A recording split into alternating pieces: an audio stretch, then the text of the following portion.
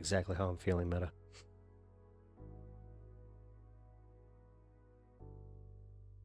So cool. Yeah, let's get this started. Let's get this show started.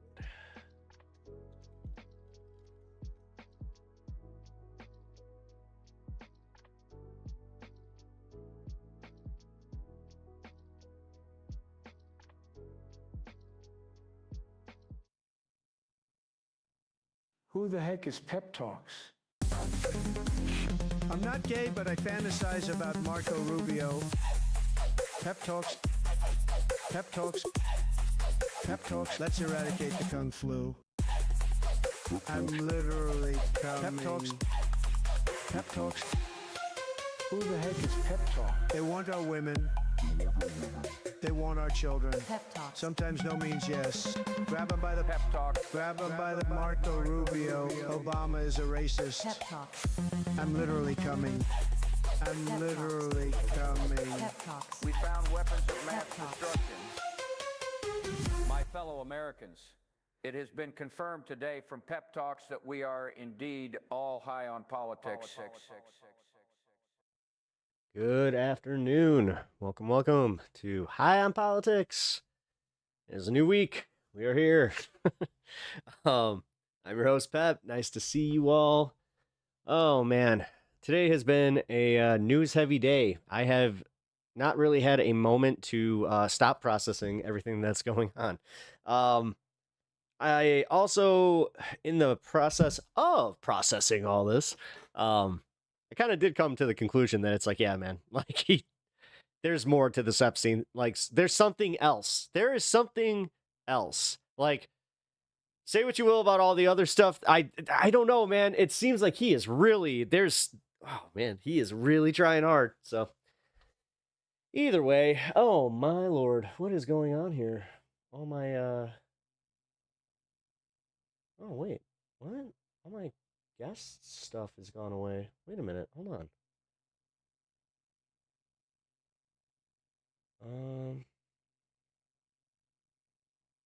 What?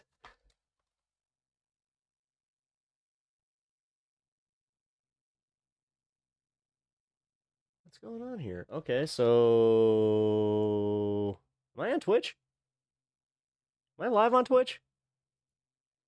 Okay, because I'm looking at this and there's a whole bunch of shenanigans happening over here. Oh, there we go. It just wiped out pretty much all of my my information on my stream, so I couldn't even see my timestamp or anything. I was just like, "Oh shit!" Oh no! Hey, but oh wait, we're not even. There we go. Old chill mode. No, all right. How's everybody doing? Welcome to the show. As I said, I was doing a mix of trying to get all these stories together and also trying to un-F some technical difficulties that were going on. Oh, man. This one has absolutely nothing to do with my stream or any internet issues. I had some computer debugging to do, so, which is always fun. By the way, how was your weekend, Meta? It's good to see you. Everybody, welcome over on Twitch. If you guys are not already aware, head on over to YouTube and hit that like button. It really helps me out. We can start the week off right here. As people start filing in here, I would like to just say, yeah, I feel like we had a really good week last week, man. I ended the week strong. I really enjoyed Friday. I think that we had a really, really good time. Also, if I sound a little stuffed up, I had to take a Benadryl, which, if it's that bad, that means it's really bad. So I'm doing I also, oh, you know what? That reminds me. I need to make sure that, because the Benadryl dries you up. I get that little, like, you know, cotton mouth clicky sound in my throat there. Try not to do that, so I will try to be as vigilant as possible about that. Doing good. Weekend was productive. Finally finished my linear hex code color map. Only took 11 years. 11, wow, an 11-year project. I've never done anything close to that. I've done like a 5-year project, but it was a 5-year project that could have realistically been done in like maybe a week. It was, you know, one of those classic ones where you just kind of put it on the back burner, and then that back burner all of a sudden gets moved to a closet, and that whole out of sight, out of mind thing starts happening, and then, yeah, it's too late. Hey. No, it's cool. Oh, also, if you guys were not here on Friday, I was able to finally get my my chat all up to, what the hell is going on here? Except for this. We got the chat up. It's working all wonderful. Look at it. Look at it. Here, I'm actually going to move it, though. There. You can actually see what you say now. It was something I was wrestling with. Ow. I got an eyelash. All right, this sucks. What a way to start. Oh. I always gotta love when your eyes just betray you like that. 35,000 pixels a day, placed by hand to construct a full linear map of 6,777,216.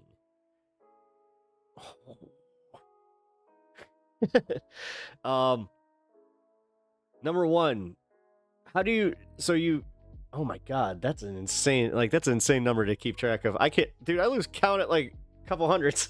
Like, if I'm doing, let's see, what have I ever done anything like that? Like, if I had to count like a diamond painting or something like that. Which I've never actually done one myself. My wife is really big into those, so I always appreciate that, though. Not a single person has been able to agree on what colors are predominant. Really? Interesting. That is still, that's, wow. It's a lot of work there, man. I appreciate that. Anyway, let's try and get the, oh, man. What is going on over on YouTube now? Okay. I think that my little computer problem is also messing with my output. Is it? No. It's just YouTube. It's literally just YouTube. It's okay. Well, either way. We're going to be having a little bit of a shorter show today, just for a good reason. I'm going to be guesting on the Letter Hack tonight at 8 p.m. Central, 9 p.m. Eastern. I always have to kind of literally think about that. Wow, I cannot talk. Guys, I think I need to smoke. I haven't smoked today. I have not done anything to kind of loosen up. I've been kind of in prepare for stream mode and just trying to keep my life together.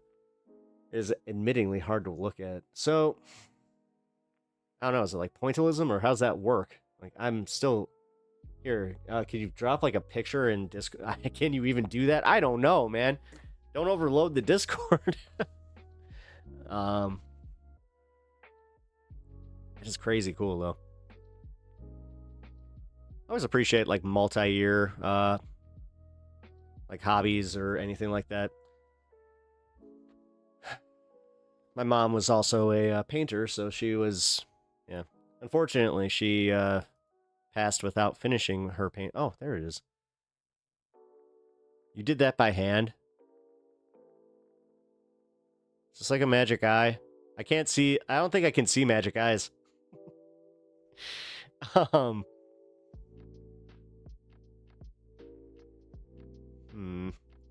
It's cool. Here. I wish I could kind of share this. It's small enough to send to Discord. Barely. Oh. Interesting. Yeah, it's funny. I remember the first time that I kind of realized, I was like, I don't think I can see this, is when we were watching, me and my friends were watching Mallrats, and they're like, yeah, I can, so, like, they could see the sailboat, unless they've been fucking with me this entire time, which I gotta say, that's pretty consistent of them to do. So, epic troll on their end. It's not a magic eye. The left half is normal color spectrum. The right. Oh, this is kind of showing what you see. Right. Hello, Ben. Welcome.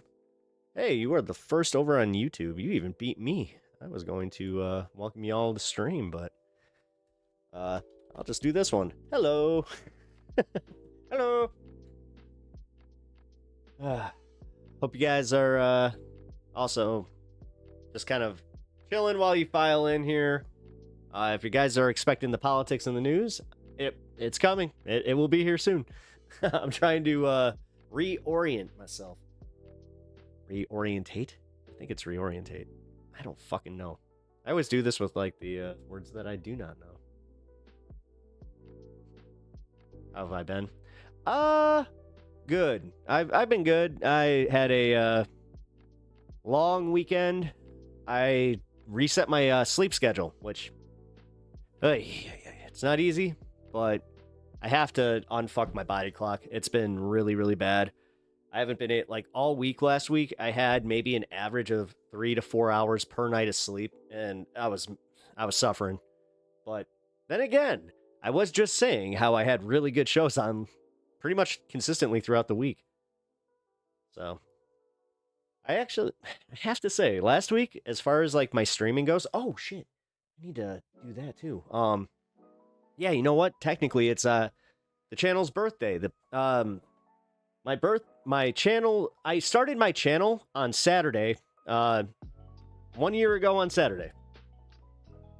So that was when I took the leap. Finally, just said, "Why not? Let's try it out." I remember. I think it was when Kamala made her announcement. I was just like, I should just try this. Like, now's the time. So, hey, look at that. Pep Talks. The channel is 1 year old. The stream will be a year old on November 8th. Or 7th. November 7th. Okay. Any house cleaning? Yes, I do. I think I covered this already, but I'm going to be on the Letterhack show tonight. I got my show tomorrow on this space. And I need to smoke. So, you know what? We got 6 minutes until 4:20. I'm going to prep. Because, as I said, I have not been able to get my head right. And I lost my vape. Damn it.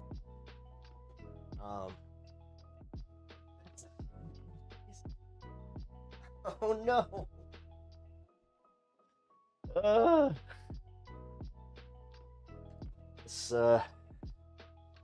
This is also what happens when I focus on getting all of these news stories together and don't focus on the little bits of keeping the rest of my stream together.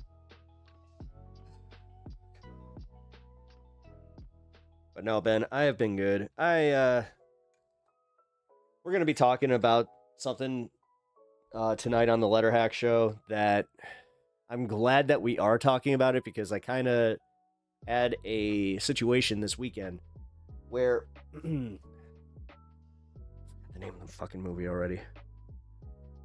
Not Let Her In. Bring her back. It was Bring Her Back. And it was a weird movie. I usually like those like kind of deeper horror flicks where you kind of have to guess what's going on. It's definitely in the line of Barbarian, if you guys have seen the movie Barbarian. But there was something that happened, like the whole theme of it is essentially like, what if you could bring a loved one back? And yeah, with everything that's been going on with the AI stuff, I did really start thinking about like, okay, if I could have a conversation with my mom through like AI or even something like that, would I? And no, I don't think no. I think that would be so detrimental, like to your brain, because grief is really about accepting the fact that somebody's gone. And there is a difference, because I had this conversation with somebody already, and they were talking about how, well, what if what about voicemails and things like that? I was just like, that's different, because that's just hearing the person's voice and just being reminded of what the person sounds like. It's not having a conversation. It's not doing this thing where you're trying to fool yourself that you are talking or you are interacting with somebody that is gone. So, I don't know. It's going to be a little bit of a heavier show tonight. I kind of warned him about that. Because he was the one who wants to talk about it. I was just like, okay, well, that's kind of weird because I have strong opinions about this specifically, and it was so weird that I watched that movie and then all of a sudden he's like, yeah, you know what, this is and what I want to talk about. I'm like, okay. But while the image is cool, the point of it is to give me an accurate grid to track color movements across hue shifts to prove the paths are not linear or even vaguely circular. So what is your actual, like, are you trying to show, like, is that your mission, like, trying to show what you see? Because I always feel like that's a little bit different, too. Because, for instance, I know mine's a little bit different. Like, I don't have the color shifting thing that you have, but although I have experienced something like that. I think I've talked about it on stream before, where when I wake up, if I'm laying a certain way for some reason, like if I open my one eye, I'll see like blue hues. If I open my other eye, then I see like green hues. It's weird, but it shifts.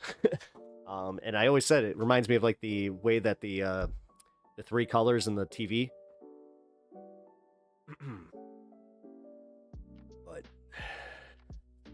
don't know where I was really going with that outside of the. I kind of get what you're saying. I have like a little thing where I see not stars, but like specifically if I catch light at a very specific angle where like I turn my head, it'll give me like the star effect that you would usually get when you have like a concussion. It's really weird. According to my eye doctor, that is technically what do you call it when you got like a little angle on your eye? It's the reason that I have to have like special contacts. It's annoying. I don't know what that's called. Well, my mission is to quantify my eye because it is consistent. It is a direct inverse of every color across the entire spectrum.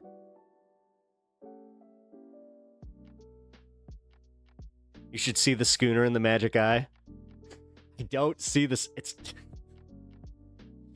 not a sailboat. It's a schooner.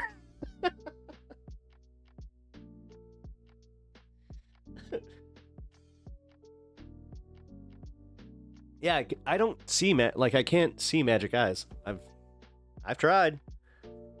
Maybe that's what it is. Maybe it's that thing that I just was talking about. Let's screw it. I don't give a shit. Here, I'm gonna just do this. Reset. All right, the latency over on YouTube should be fixing itself here in a minute.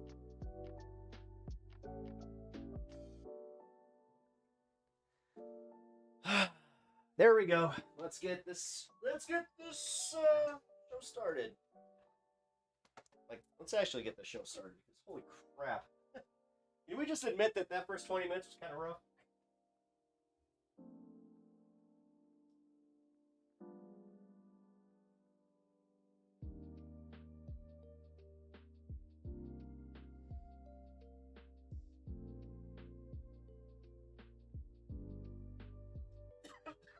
There we go.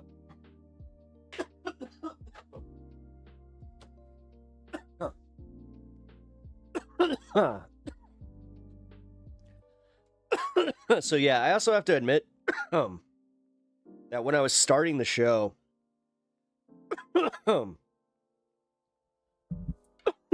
here, let me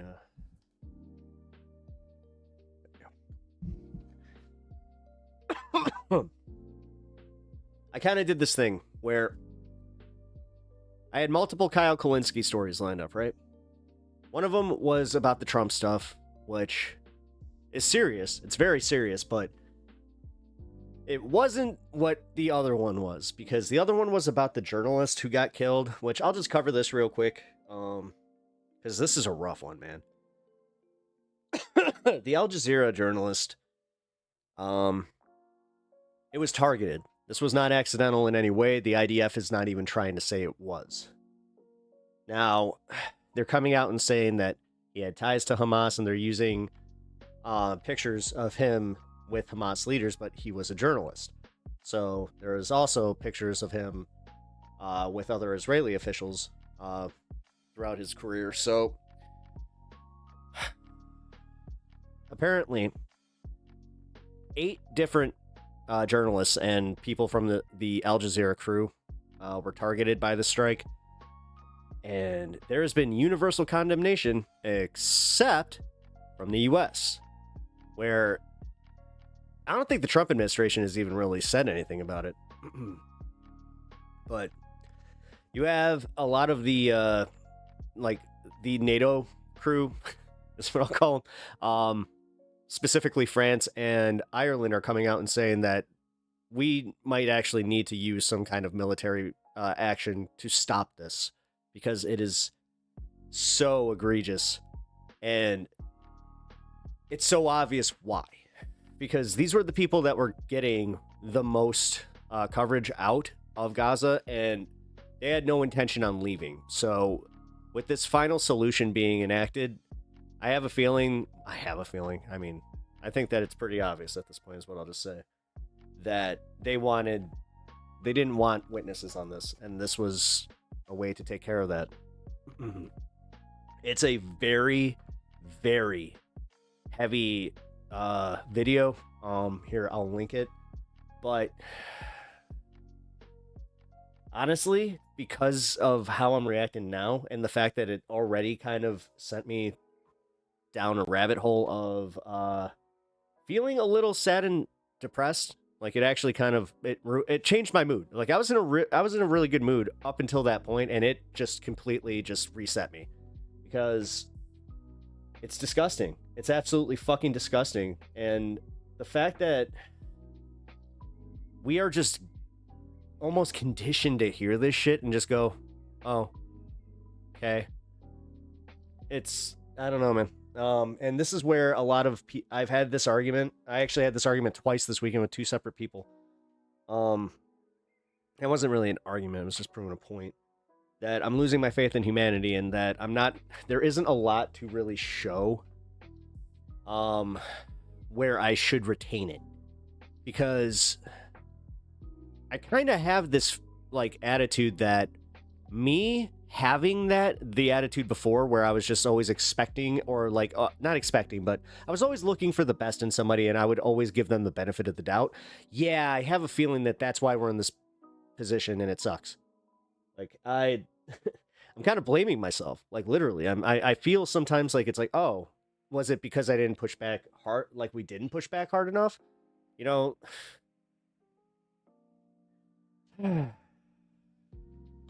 What up, Fred? How you doing, dude? Fred, you can hang for this discussion, but unfortunately, as a non-American, I don't think that you have too much to say about it, outside of just being like FDT, which, yeah, dude, trust me, feeling that one pretty hard today. Which, this DC stuff, it's absolutely insane. It's absolutely insane that he's like, he announced it, I think Saturday? It was either Saturday or even just yesterday. And then he did it. He just... What the fuck? Yeah, I found out that the local, like, mayor, like, the mayor, the chief of police, and the head of the FBI, even, Kash Patel, even, he was kind of like, huh? We're doing what now? We're sending agents out to patrol. What? And the biggest thing that's kind of being missed by a lot of other news coverage is how they are setting up structures, makeshift structures to house the homeless, which is also like, we're going to talk about this tonight. Trust me, it's not being lost on me that it's like, oh, now we can do that? Weird. I love how he just like came out and said it. My God, you want to talk about like the most suburbanite fucking like way of thinking? He spoke to that today with his speech, where he was just like, we're gonna get rid of the crime, the hubbub, the rigmarole. Peace from Ireland. Hey, Elvis. I was just talking about the Irish. Hey.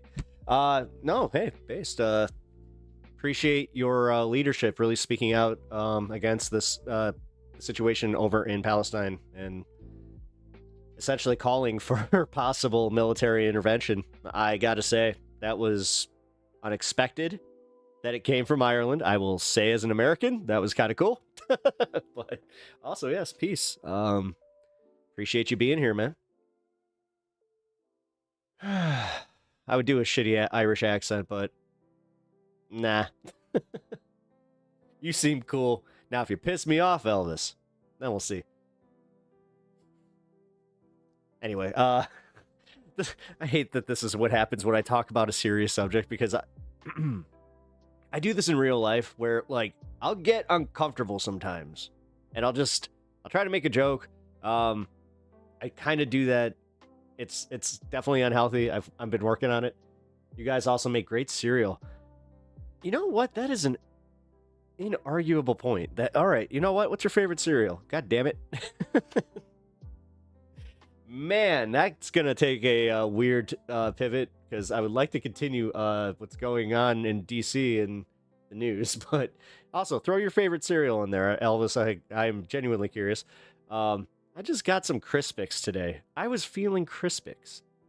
And the thing is, we had just talked about cereal like last week. I haven't had cereal in a long time, so Captain Crunch.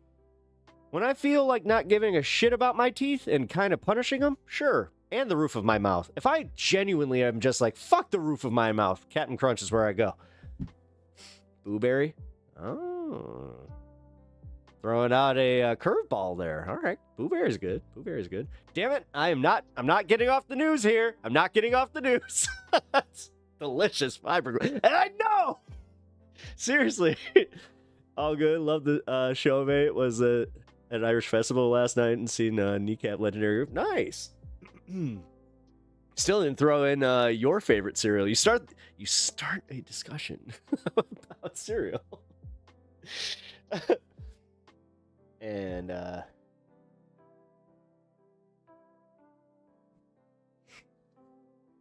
excuse me.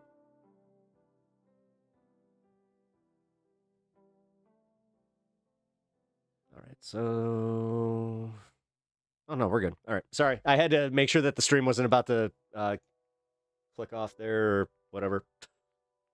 Click off. My dad used to.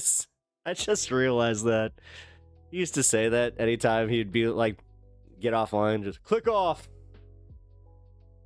Like, all right. Oh, did you hear that they're getting rid of dial-up, by the way? Yeah, this show's all over the place. I'm just still waiting for Elvis's favorite cereal. But back to what's going on in DC.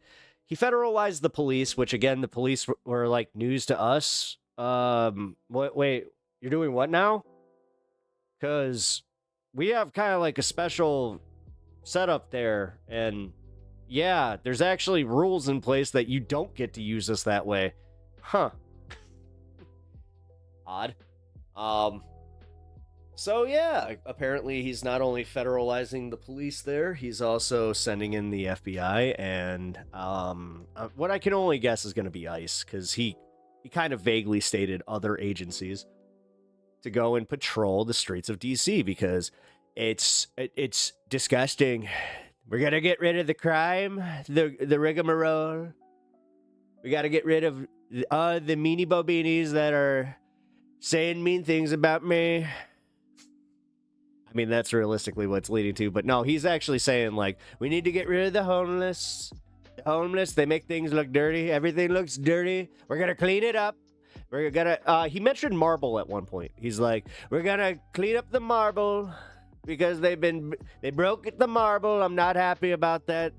It's like, dude, he's literally mad that his counters got dirty. No, he's not saying the quiet. At least he's. I don't know if I want to give him credit. I'll just say this. He's not saying the quiet part out loud like he usually would, where he would just be like, we're gonna do. Well, no, he did. What the fuck am I saying? Never mind. Gave the man too much credit. because he was just like, we're gonna go send him off site. We're sending him. We're gonna send him into the middle of the state, away from us, away from the cities. I'm also in bed just listening. My nighttime sleep routine. Oh, nice. I appreciate that. I actually, you know what? I do not feel insulted by anybody telling me that I'm, the podcast or streamer that they fall asleep to. Because, hey, you know what? It's almost an honor. Thank you. Because I personally consider if I'm falling asleep to your content, you've got a pretty high place in my content consumption, because I only go to my favorites whenever I am trying to fall asleep.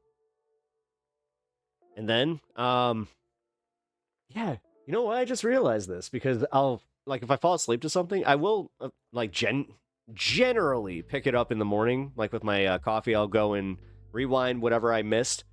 And, yeah, just kind of go from there. But no, awesome, Elvis. I appreciate that. Anyway, back to the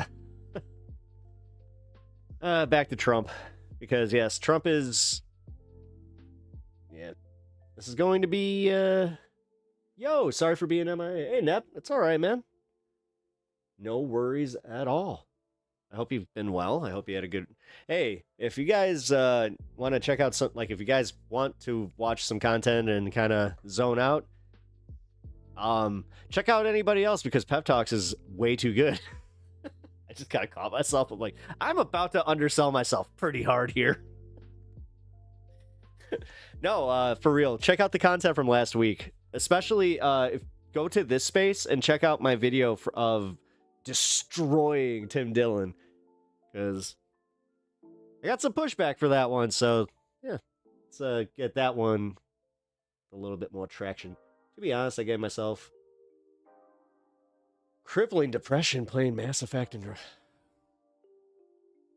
Wait a minute. That's backwards. Video games, especially Mass Effect, are supposed to make you not depressed. What happened? Play Donkey Kong Country. It's damn near impossible to be depressed playing Donkey Kong Country. Or, Bonanza. The OG Mass Effect is a work of art. It is. It's absolutely, yeah. It is. 3? Really? You like 3? T-Shiro. I was disappointed. I'm sorry. But I also...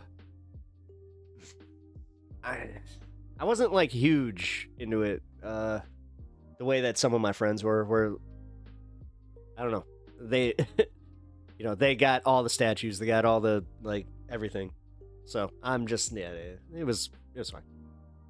I'm exaggerating, of course, but it was a downer. Oh, dude. Okay, yeah. So I always hate games that are downers like that. I meant Final Fantasy VII. Final Fantasy VII, legit.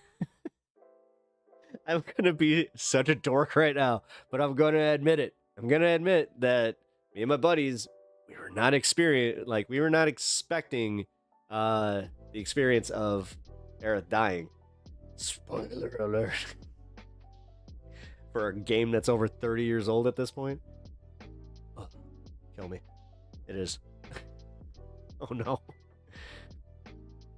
Yo! How you doing, man? You didn't. How you doing?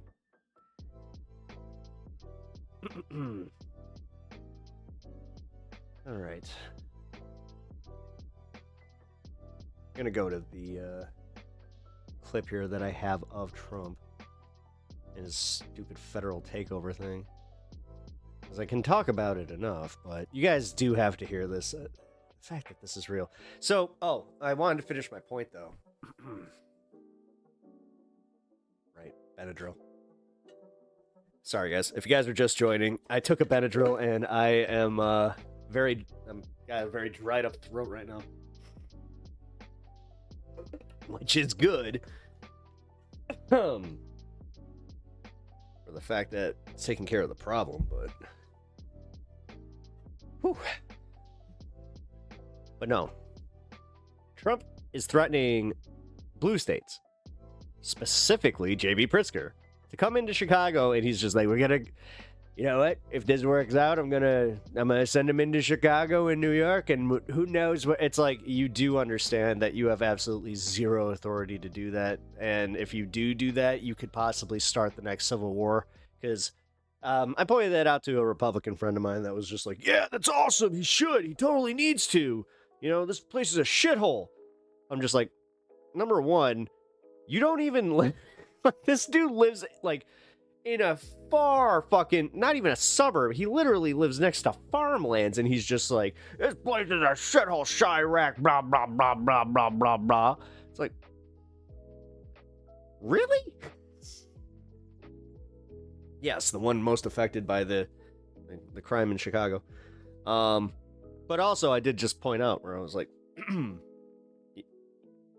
what did you think about the Civil War? Was it slavery or states' rights? And he just got real quiet. Because he has been one of those jackasses that has been very, very open about his opinion, is what I'm saying. It was states' rights. The saddest part is, he went to a school that taught that shit. Because he moved here from another southern state. I want to give up wait. Here. Stop. There we go. I'm resizing my keyframe rate to match that. Okay. Sorry, chat was kind of screwed. Oh, you know what? I think it's this new setting. Give me one sec.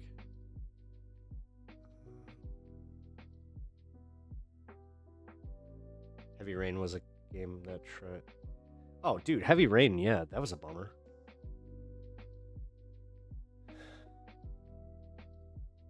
Alright.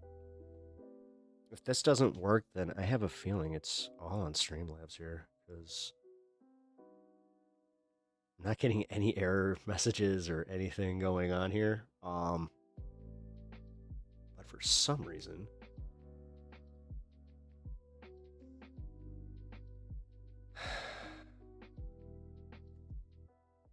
just gonna reset this shit. There we go. I should.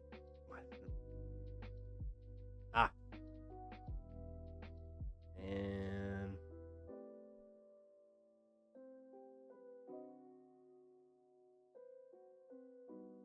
that should work. All right, thank you for bearing with me. Chat should be fixed, and I should have multiple chat or multi-chat up, multi-pass.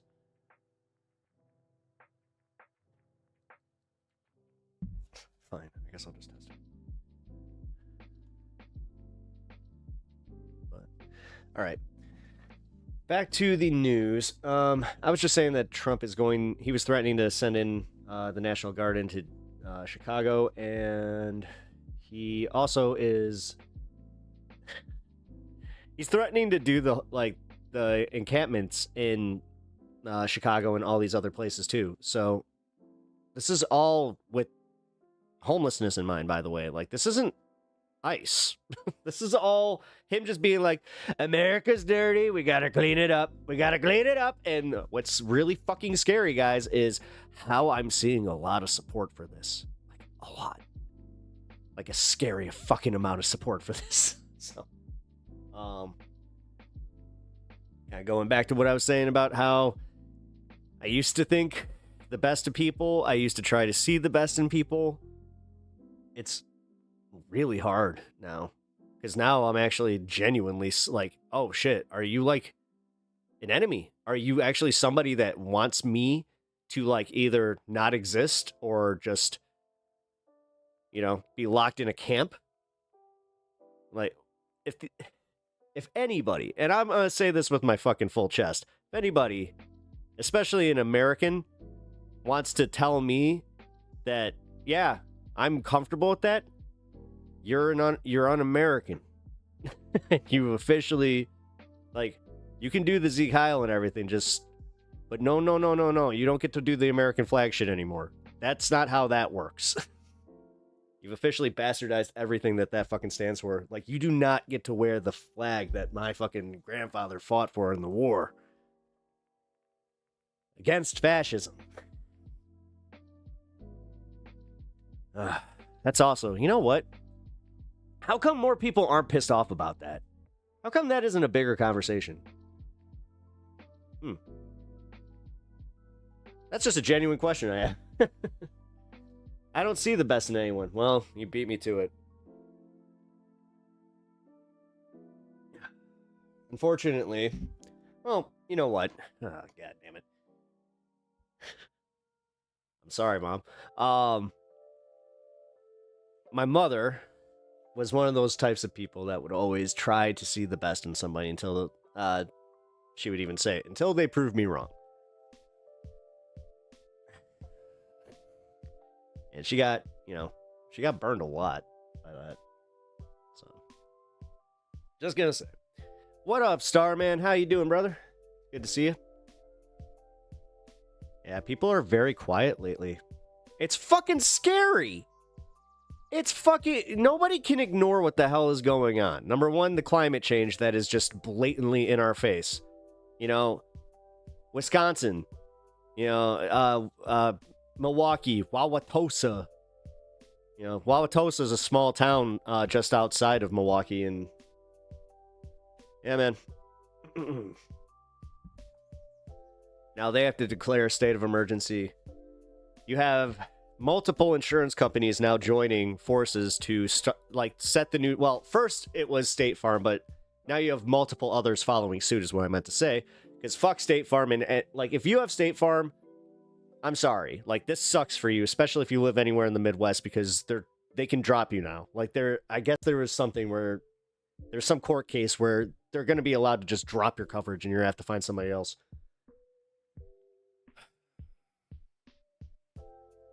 And yes, multiple other insurance companies are starting to follow suit. And they're also trying to adjust their rates to just be like, or their policies, not their rates.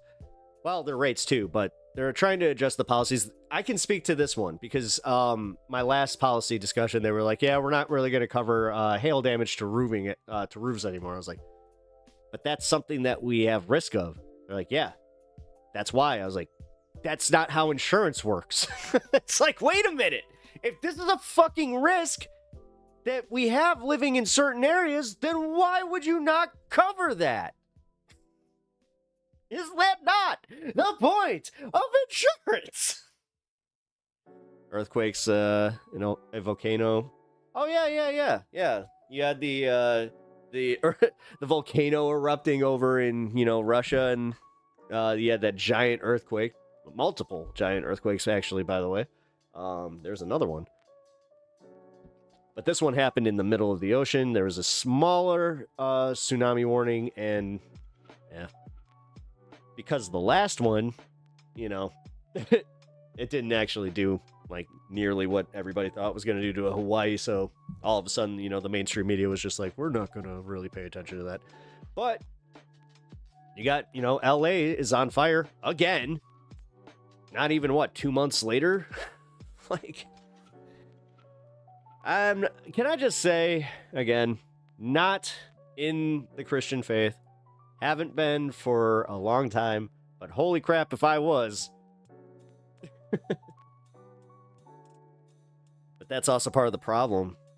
Because I wanted to be really mean to somebody this weekend. Somebody, pretty stalwart in their faith. But, they're big on maintaining their wealth and making all these investments. I'm just like, if you guys are so sure that the end is coming, why do you guys keep doing this? Why are you planning for your kids' futures? That makes no sense.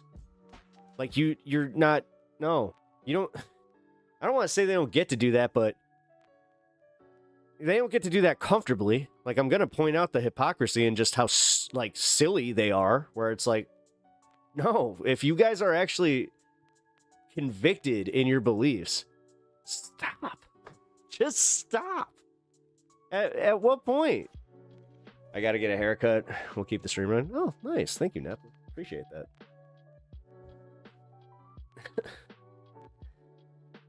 You survived the Hawaiian tsunami. Well, hey, at least I felt like that was one of the situations where, with everything that just happened in Texas, better safe than fucking sorry. There is nothing more Midwestern than just being like, oh, that newscaster, he got it wrong. Well, you know what? That just means that next time I hear the same forecast, I'm just going to ignore the motherfucker. It's just like that, unfortunately, is how we think. I can speak to this. I have been in this exact position. It sucks. It really does. Because like I said, seeing the devastation coming with all these floods, we have had... yet 8 or 9 different flood warnings. 2 of them were the ones that kind of panned out, but they got the areas completely wrong. That was what sucked.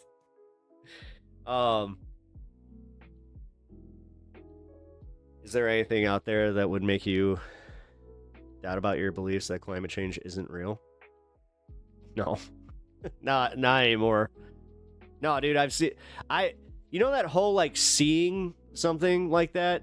I see it all the fucking time. I'm living through it. I've literally, like, dude, winter barely exists in Chicago, and when it does, it hits in, like, February. Like, dude, what was it, 2 Christmases ago? We were barbecuing in it was the fucking 50s. That makes no sense. And it's not like... Trust me, I'm kind of a weather nerd, so, like, I know enough about the jet stream, I know enough about, like, these, like, patterns to know that this is alarming every fucking climatologist, where they're just like, dude, anybody that was, like, predicting these models was predicting them to be, like, 20 years out. They're hitting, like, we're getting hit by this stuff now. But, whatever. My belief... It's so weird that people still talk like that. You believe in climate change? It's just like, what? Oh my God. We're back to that. Jesus Christ. Did you see that gay marriage is getting taken to the Supreme Court, by the way? Yeah. I called that.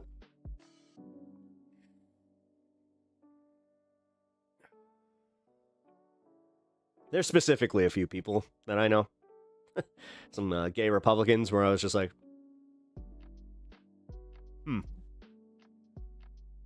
And their thing was about, you know, they were serious anti-trans. Gotta say, that was alarming, but also way too common.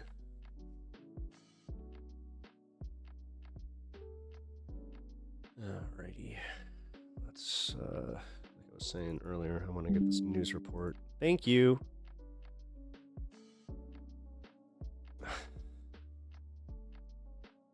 Well, I just found out why my chat wasn't working. Oh, man. It was running an update.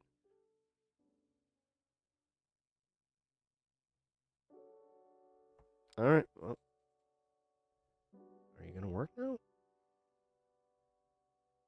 If I talk to it, then it will. It did. Yeah. All right. Well,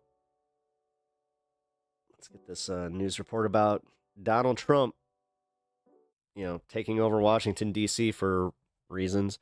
Again, if you guys are watching him do the ballroom, put the gold in the White House, say this is all mine, I paid for this. Also, can we just say, if fucking, I don't want to do the fucking, if Biden did it, but I'm gonna. If Biden was standing on the roof just shouting at the fucking media, do you understand? Just utter fucking fury from everybody, including Democrats, where, like, that's a bridge too far for any of them to just go, oh, yeah, that's a little worrisome. Oh, boy. Well, who's gonna go get him? I don't want to. Damn it. Did you hear the story? And I'm not sure if this is entirely true, but at least I heard the story that he tried to do it again, but his Secret Service detail locked down the roof from the president because they were just like, no, you cannot go on the roof. But I want to go on the roof. I want to go talk to him. I want to go say hello. And I like the way it feels looking down on him from my perch. I like being perched. President Trump declaring a public safety emergency, saying he's activated 800 National Guard members in the nation's capital and has now placed the D.C. Police Department under federal control, saying that Attorney General Pam Bondi will, quote, take command. This takeover is happening as the president says that crime in the city is out of control. I was about to say crime is down 26%, robbery 28%, sexual abuse 50%. Despite officials saying that certain crimes in the city have hit a 30-year low. Watch this. Well, this is also kind of part of the problem when you like over report on everything. A historic Like this, being a Chicagoan, this is literally what we deal with. action to When you look at the crime statistics between St. Louis and Chicago, and then, you know, rescue tell me about how scary Chicago is, that makes me like kind of wonder, oh, do you not know how statistics work? nation's capital from crime, bloodshed, bedlam, and squalor. Bedlam, bloodshed, bedlam, and squalor. When he says squalor, you know who he's fucking talking about, right? Like, this is... And worse. The man is he's literally criminalizing homelessness. And again, you got a lot of people out there that are just like, good, If necessary, good. we're going to Joe Rogan is probably just like, he's coming so hard to this. He's just, oh! move service members directly to joining the Although, notice how they're not going to Texas. guardsmen, and that'll take place very rapidly.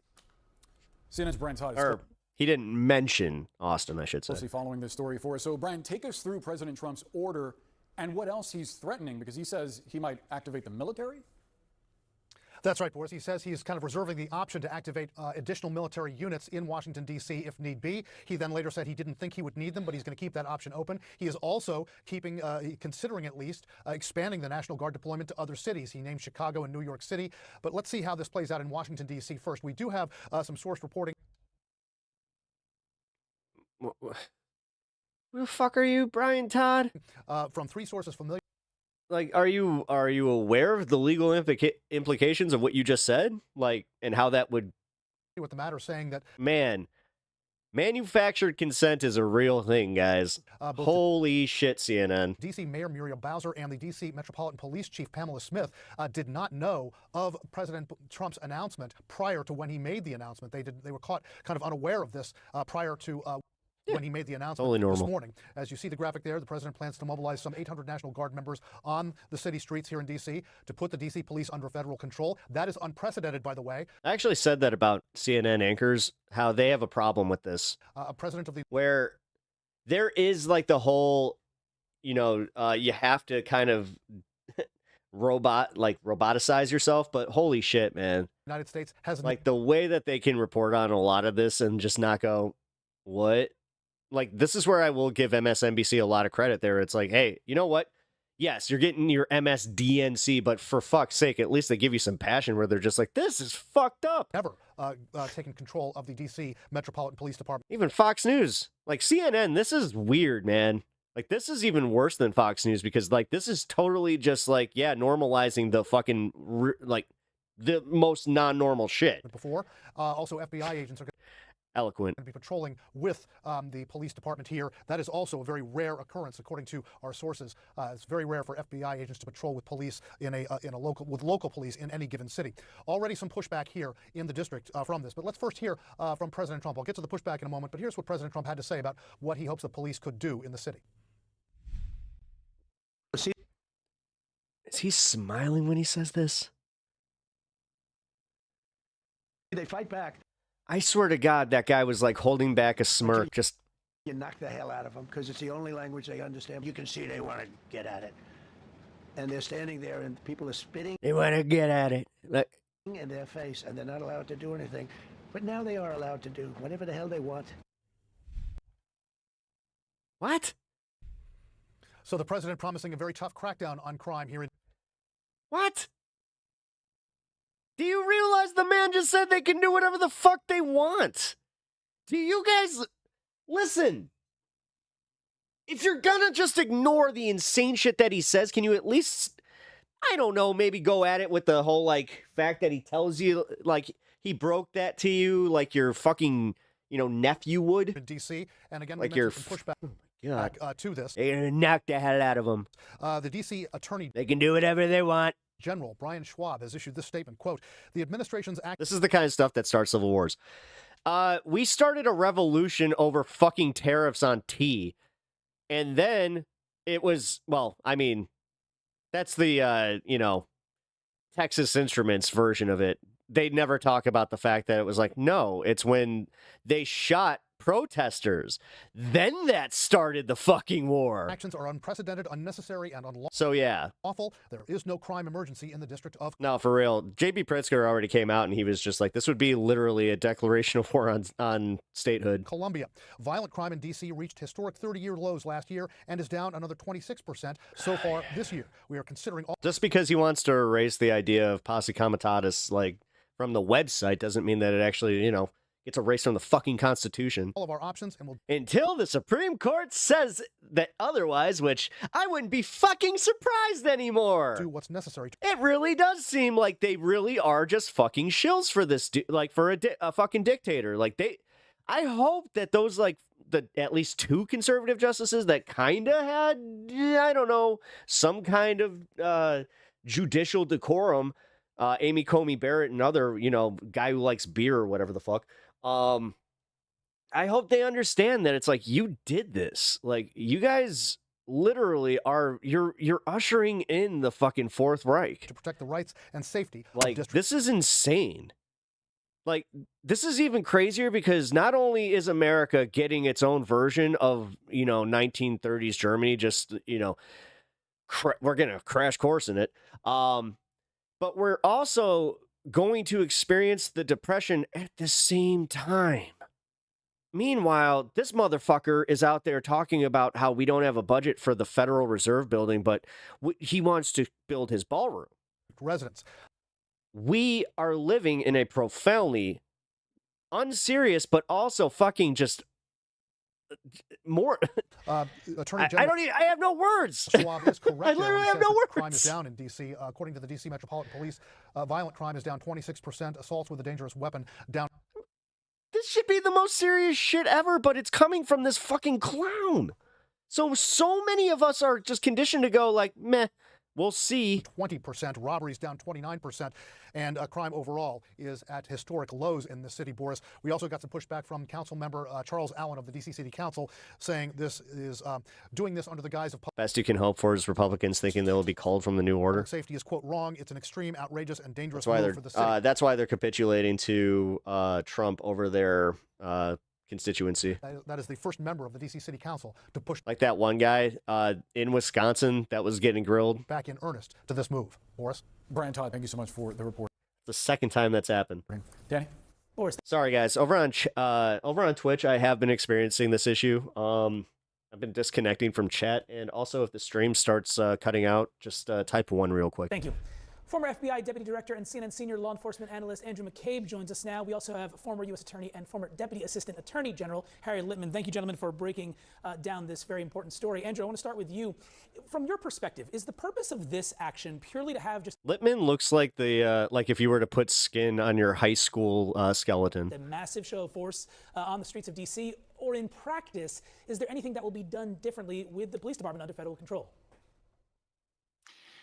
Well, I mean, it's hard to say exactly what the purpose is, right? So we know what the ostensible purpose is, the facts that, or the... Oh, like Chief Roberts better be aware he ain't in the circle? I don't want to even call them facts. The information that the president cited during his press conference, which of course included comparing D.C. to places like Baghdad and Bogota, Colombia, where we have no... The thing is, the timing of all this is so sus because there was a new report that just came out that there's evidence that Trump tried to offer Jeffrey Epstein a job within his first cabinet. Reporting about what their crime before he was arrested. Statistics are. Obviously. The fact is that the crime situation in D.C. is at a... Although the latter, like, that wouldn't surprise me. It's at all-time lows. They were at a 30-year low last year, and it's down an additional 26% this year. So there is no crime emergency per se in the city. So when you understand that, to try to divine what the purpose is of this deployment of National Guard, The whole cast of characters.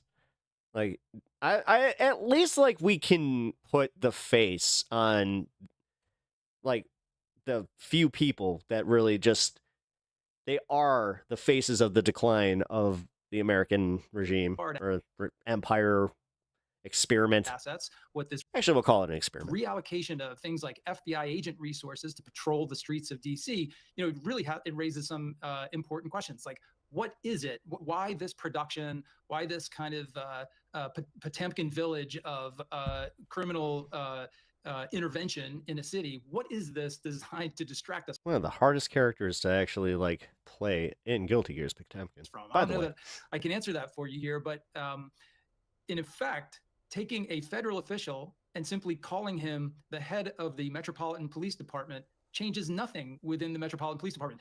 Those sworn officers are the only people who are legally authorized to enforce the law outside of the federal properties in DC. Most of DC is not federal property. It is the property of the District of Columbia.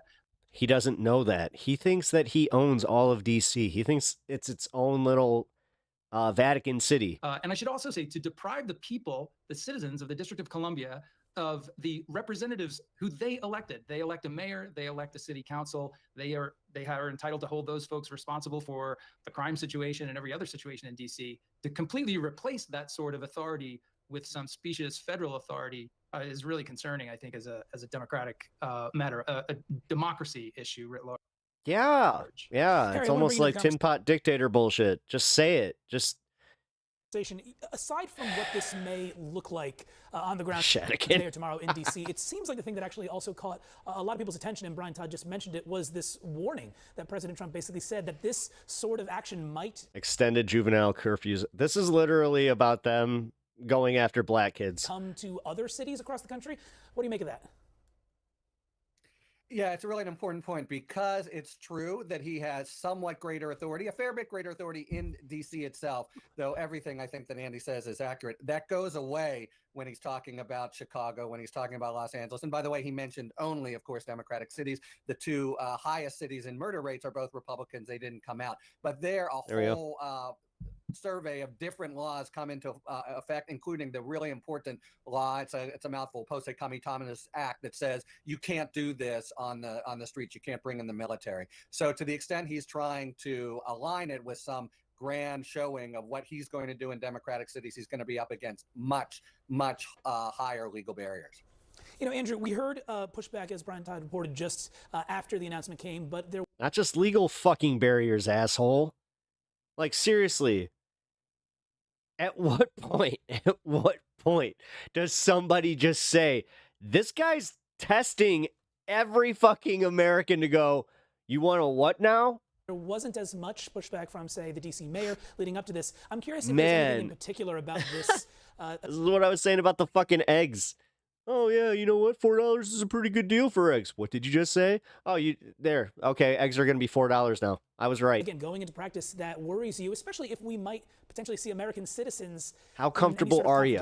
How comfortable are you? Tell me when. Tell me when. Yeah, there's a lot that worries me about this. First of all, two fingers? It's hard to explain the lack of pushback by DC authorities right now. I suspect they're probably trying to get their heads around this entire thing. It's absolutely so bizarre. Apparently, they had no notice of it. There is also the matter of congressional funding, which basically took away. How false flaggy does the big ball situation feel? The fact that he's still breathing is telling me that it's a false fucking flag. $1 billion from DC this year. So the Senate is trying to. It's almost like they drove around the city, told him, like, this is actually, I'm dead serious about this. They probably looked for a group of teens that looked like they were up to no good and just said, go, go, go, go, and just waited. Restore that. The House is not willing. So there's a very kind of compelling financial / political issue that they're trying to navigate at the same time, which might be having an impact on. Yeah, he's getting a promotion, and like he's gonna get some fucking medal for this. Guys, like, start lamenting the fucking downfall. Like we're already past saving. Like, we're fucked. on how like this is it. Like America's fucked. He seriously just did the thing where he was just like, nah, I'm gonna test the waters. I'm gonna see how far I can push them. And look, I can push pretty fucking hard. Cool. vocally they want to push back. Nevertheless, you are now looking at things like having hundreds of FBI But at least we kept our decorum in these trying times. Isn't that fun? agents, quote unquote, patrol the streets of DC. This is not something that FBI agents do. They're not trained Cool. for it. They don't plan on that. They don't have that sort of legal authority Full fall of Rome in slow motion. intrinsically. The problem is, even with the fall of Rome, like they still had like I just watched The Life of Brian, and one of the jokes really stuck out to me because it was just like, oh, what have they ever given us? It's just like the aqueduct. Oh well, yeah. I mean the well, what else have they given? What else have they done for us? Modern plumbing. Oh yeah. What else? Sanitation. All right, so they've given us the aqueduct, they've given us plumbing and sanitation. What else have they done for us? To Roads. Understand exactly how FBI agents are going to start making arrests around DC, again, on areas that are... The thing is, with the roads and all of, like, I'm thinking the crumbling infrastructure is kind of, yeah, they're not fixing anything. Not federal property. That is not something that has You're right, I was being unfair to Romans. been worked out. Thank you. And now let's think about the opportunity cost. All of those counterterrorism cases, Those bloody Romans. intelligence cases, criminal cases, crimes against children, all the things that we rely on FBI agents to protect us from every day, that work is not getting done because you've taken that resource. Yes, which, again, could you imagine being Scully and Mulder on a fucking important case? I mean, it could be, you know, oh, is it an alien? Is it a monster? Is it human? We don't know. Well, we know what it is this time. It's a 15-year-old juvenile that, squad that you have to follow because, you know, Trump is scared of black teens. Resource, some percentage of it, and shifted it to patrolling DC. I'm pretty sure that they... which is something that the FBI does not do and really cannot do. Do you think they do in it? its current I state think they do it. competently or safely for themselves or for the citizens of the district. So really questionable decisions here that will have major This only makes sense in the context. Like, I'm not sure if you guys have seen the...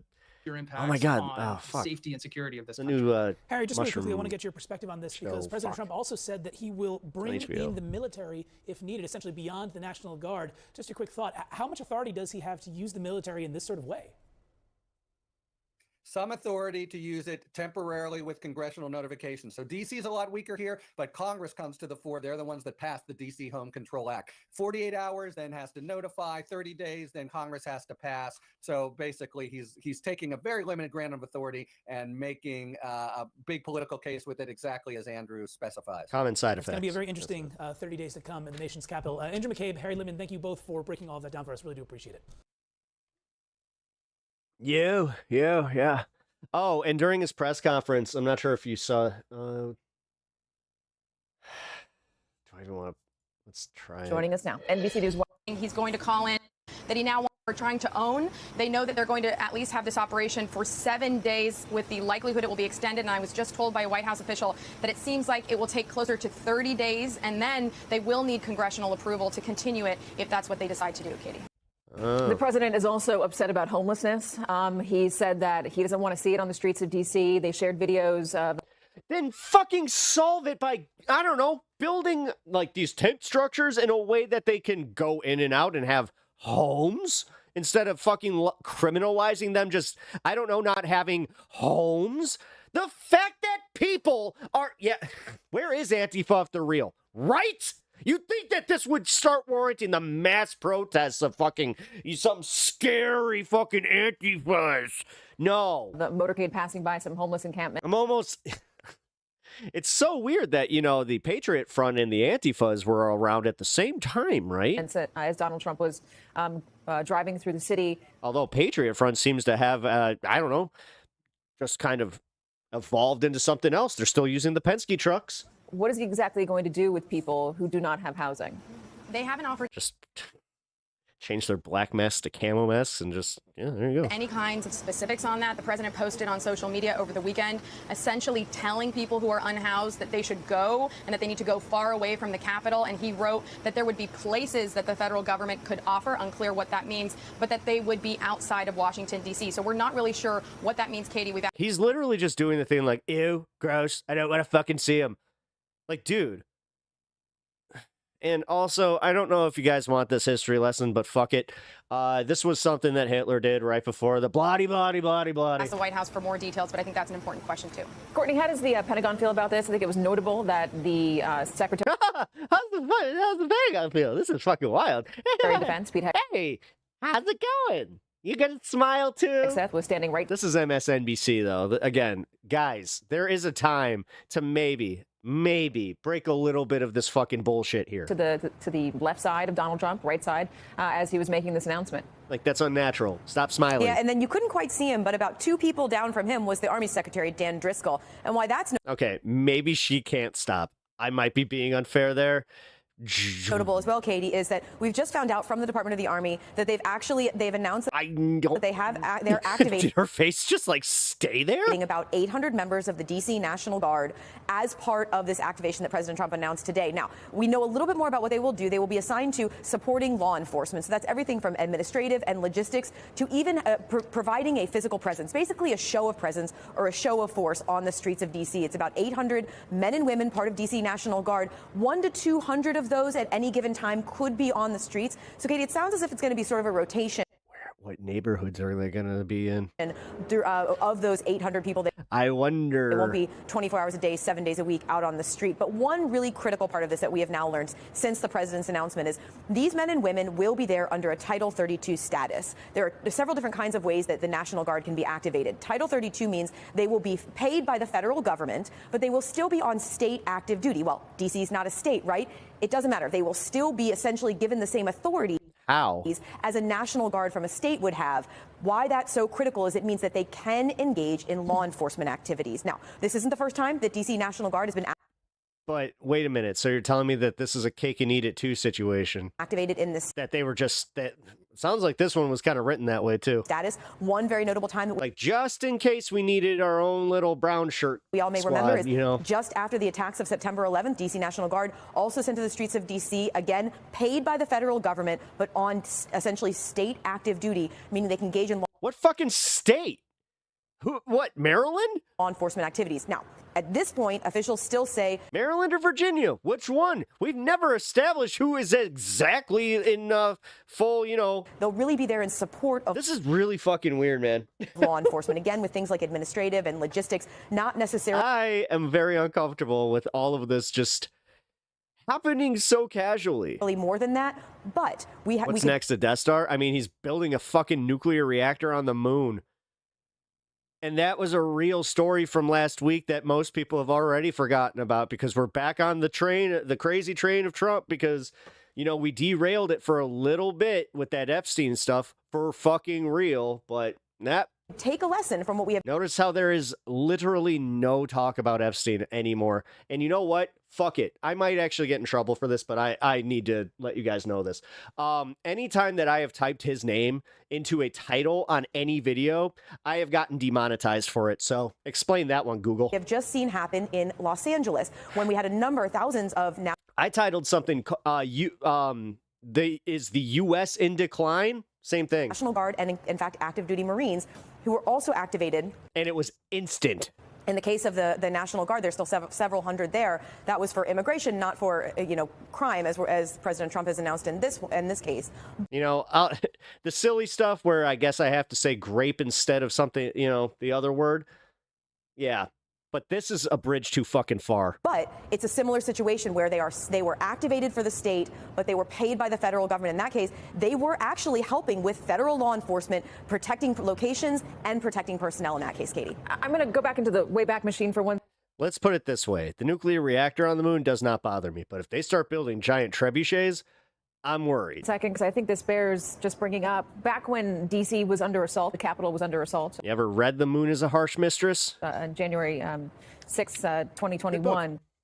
Also, fucking terrifying. Donald Trump took quite a long time to call in the National We literally had a civil war over this same shit. I am well aware of this. Guard, this authority that he is. I mean, especially according to the people that like to ignore that other little factoid. Invoking today is not one Like, that he used. that's what I was saying. Like, I know, like, this guy is a Civil War reenactor for guess which side. And he's been telling me this forever. It was a states' rights issue. Don't let don't let your liberal education get it wrong, man. In a moment of real crisis. I mean, there's not a crime wave that's currently happening in D.C. I made that joke on Majority Report earlier where it was Civil War II Electric Boogaloo. I was just like, yeah, with less breakdancing.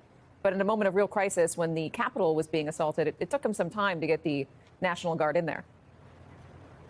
And Katie, as could you imagine though? All of a sudden, hey, stop it!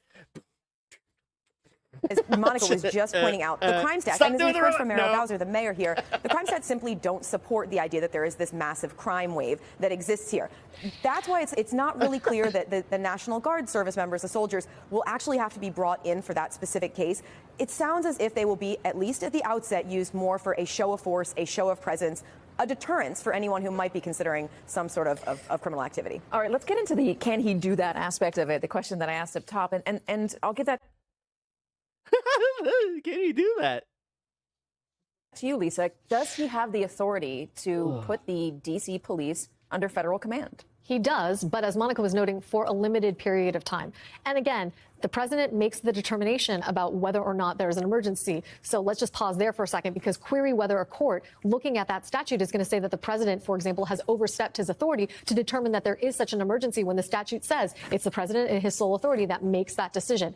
But beyond that, he can only use the D.C. Metropolitan Police for federal purposes for a limited period of time unless Congress steps in and extends that authorization. At the most, that period of time Does she yabba dabba do it for you? can be for 30 days. So even if a court weren't to second guess his judgment that there is an emergency here that justifies using the Metropolitan Police Department for emergency purposes, he gets that 30-day cap unless Congress agrees and extends it. What happens if the MPD is still under federal command and Congress hasn't acted? That's where we go, Katie, into wholly new territory, much like the first 6 or 7 months of this administration so far. Did she run out of clothes on laundry day, walk past a car dealership, steal the wacky inflatable arm flailing tube man, and just wear it as a dress? It really looks like she does. I swear to God, if there's like a Bob's dealer or like Bob's discount cars with like a wacky face underneath her dress, I would not be surprised. With respect to its use Also be really funny. Go ahead. No, I'm sorry. Give me some of the background of why D.C. has its own mayor. It's not a state, but it has its own mayor. It has its own police department.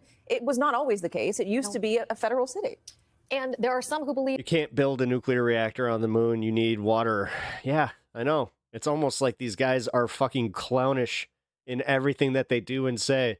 The fact that our president and his administration on the official record of the United States of America said that they were going to try to build a fucking nuclear reactor on the fucking moon for, wait for it, reasons. it should be solely removed from federal control. This sort of tension between, for example, D.C. getting its budget and its operations, like authorization from Congress, having to go before Congress every year to do this mother may I exercise, is one that folks in D.C. would say needs to end. So you're right to say That's some fishing line and I mean, honestly, it really does look like she just like walked in like a like Terminator style. Period of time where That's how she goes to work. She gets warped in and she's naked, so she has to grab whatever's nearest her. D.C. was under more federal control Give me your clothes.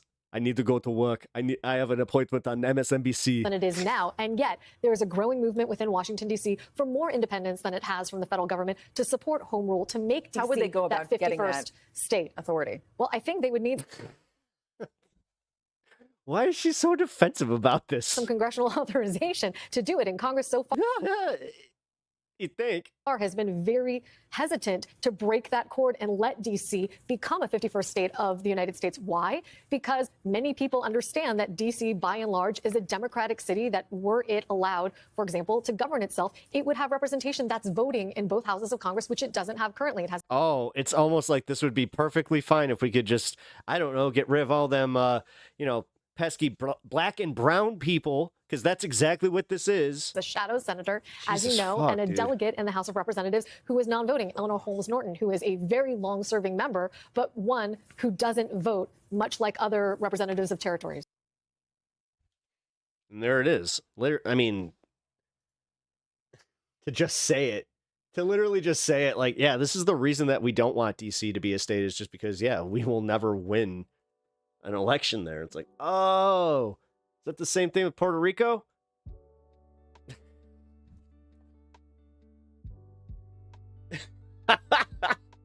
She went up to the mannequin at the costume store and told her to give her its clothes. Give me your clothes. Yeah. Costume store. I don't think costume store. That would look one. That was a thrift store look. If I had to go.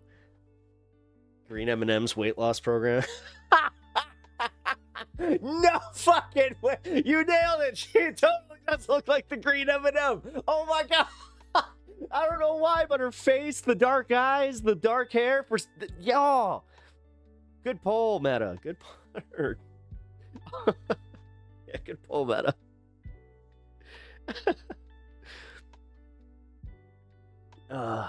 Man. Yeah, I didn't think about the whole, like, Steam factor where it's like, oh yeah, wait, does that mean you found water on the moon? Wait. Wait a minute. Is there a bigger story that we've just been ignoring this entire fucking time? I mean, I did just see that they found a piece of coral that suggests that, you know, life was on Mars, which... Did we not already know that? I thought we knew that. But then again, I can't differentiate anymore what I watched in The Martian or even Red Planet versus what I learned with the Mars rover shit going on in the 90s. So, yeah. Just gonna say. Ah.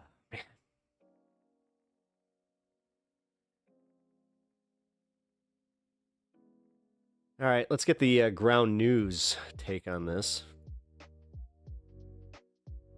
On Monday, President Donald Trump said he plans to send up to 1,000 National Guard members to Washington, D.C. and place D.C. police under federal control.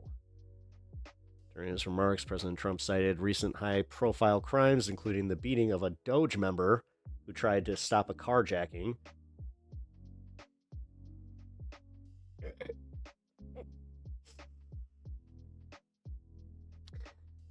You hear that, guys? Big Balls is very virtuous. And noted the murder rate in D.C. exceeded that of Bogota, Baghdad, and Mexico City. Jesus fucking Christ. Oh my god, dude. The fact that so many people just buy what this dude says, just hook, line, sinker, never think of it any outside of it. And all the worst part is, all these assholes, they live in, like, very stable, you know, safe communities. And then they're just like, what, the crime wave that I hear about in the big city. I just dealt with that with the fucking somebody talking about again. Oh, good, send them to Chicago. It's like, for what? The crime wave. Look at their fucking profile. Live absolutely nowhere near the city.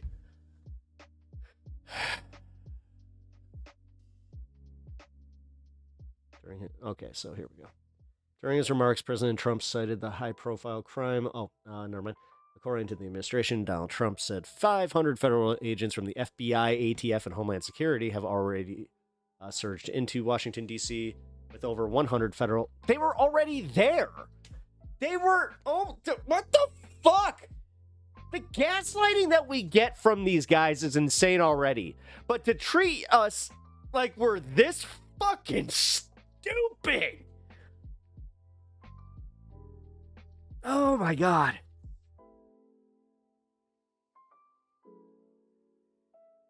Like, if somebody like had treated me like this in real life, this is one of those situations where you do like start like doing the thing like, is it worth going to jail? Is it worth catching a case? Or can I actually get out of here fast enough? And are there security like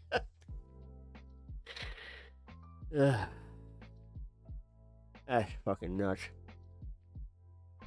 I want out of this Twilight Zone. Yeah. Yeah, unfortunately, it's what I mean, seriously. I think that's part of, like, the psyop here is they want everybody to feel fucking helpless. Because, again, you want to feel fucking... I don't know if you guys need to do this or if you want to do this, but I did this, and unfortunately, I think I needed it because I talked about this a little bit at the start of the show, is I lost my faith in humanity. I really have. To see just how disgusting these people are and how bullish they are with their bullshit, where, like, they're not just completely mask off with it, but they are just, they're wearing it fucking openly, proudly, and then congregating and saying, like, oh no, we're definitely in the majority here. And what scares me is I'm not seeing that they're wrong. Now, I'm not sure if it's just like the online brain shit, which, you know what? Fuck it. This leads into this. All right, let's get to society. So this is one we've been wanting to talk about for a while. There is a meme online. We live in a society. And so the question is what kind of society do we live in? Seems like an important question to ponder. So John Byrne Murdoch, who is one of the best journalists out there. He's like the data correspondent over at the Financial Times. What he does... Love Sagar, he got the Diet Coke, but he didn't put it with the Coke side out. I gotta say, Sagar, that's it. Point deducted. Is he goes deep into survey data from all... They were already riding a fine line there by being brown, but you know what? You got to show that the Diet Coke is Diet Coke. Otherwise, we're not friends anymore. Across the world and also here in America. And he's like, all right, well, how do people feel or have views about different things? Shithole society. Gender. This time he's talking about conscientiousness. So let's go ahead and put this up there. Again, I'm not trying to do this dour stuff because I know as a content creator, blah, blah, blah, you know, we want to feel better. And it's like, yeah, but I'm also not here to just like pad all of this. No, guys, this is bad. Things are bad. And if we don't start fucking shaping up and like really getting a plan here, like I've been trying to say, we're in for a really long haul and possibly never coming back from it. On the screen, this is how, quote, how young adults... Because like I was also pointing out, we didn't have the rise of fascism and the Great Depression. If we have both of that at the exact same time, I don't think that America's it's not going to last. Personalities are changing. And honestly, I don't think that they're going to tolerate our shit. With conscientiousness in free fall. Like the scary amount of just comfort with the idea of locking up opposition that has happened in the last 6 months alone should really scare the shit out of all of us. Anybody that has leftist ideals should really like take stock in everything that's going on and Quote, just be vigilant. Values as expressed at percentile. Just understand, man, like of the full population distribution from how it stood in 2014 to today. So what he demonstrates is that younger Americans, and specifically people 16 to 39, have had a drop in conscientiousness from 2000. No fucking shit. 14, which was hovering around like 45% or so to sub 30, a dramatic and precipitous decline that includes both younger Americans and also 40 to 59-year-olds, so older millennials and Gen X. Boomers seem relatively flat. Neuroticism, however, has skyrocketed from above baseline in 2014 for young. Boomers seem flat because their wealth has never really taken a major hit. Younger Americans. Like seriously. If they weathered the 2008 housing crisis, then they were fine.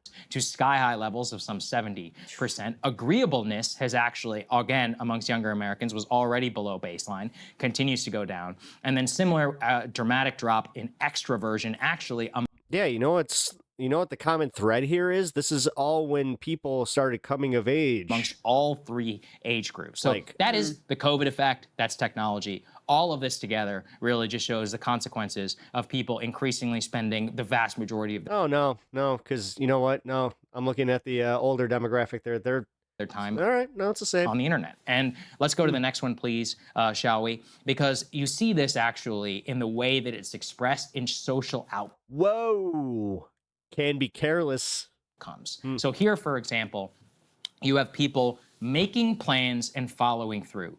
Massive drop in the 16 to 39 demographic. Perseveres until finished. Massive drop in the 16 to 39. Quote, is easily distracted. Lo and behold, massive increase amongst the 16 to 39 demographic. And then, quote, can be careless, a similar increase. Now, people might ask, like, how exactly you measure these things. It's a fair question. We'll get to that here in a second. But the very last part here about extroversion and about personality traits is fascinating. So this is about extroversion and trust are in major decline. If you classify outgoing, you actually see a massive drop amongst all three age demographics. You see a especially precipitous drop in, quote, is helpful to others, is trusting, massive decline, and then starts arguments, actually a major increase there for everybody. So the personality, basically, that is being encouraged by the internet, by COVID, by our economy, et cetera, it all comes together, is one that is large. Sorry, we're gonna have to send you to Alligator Alcatraz.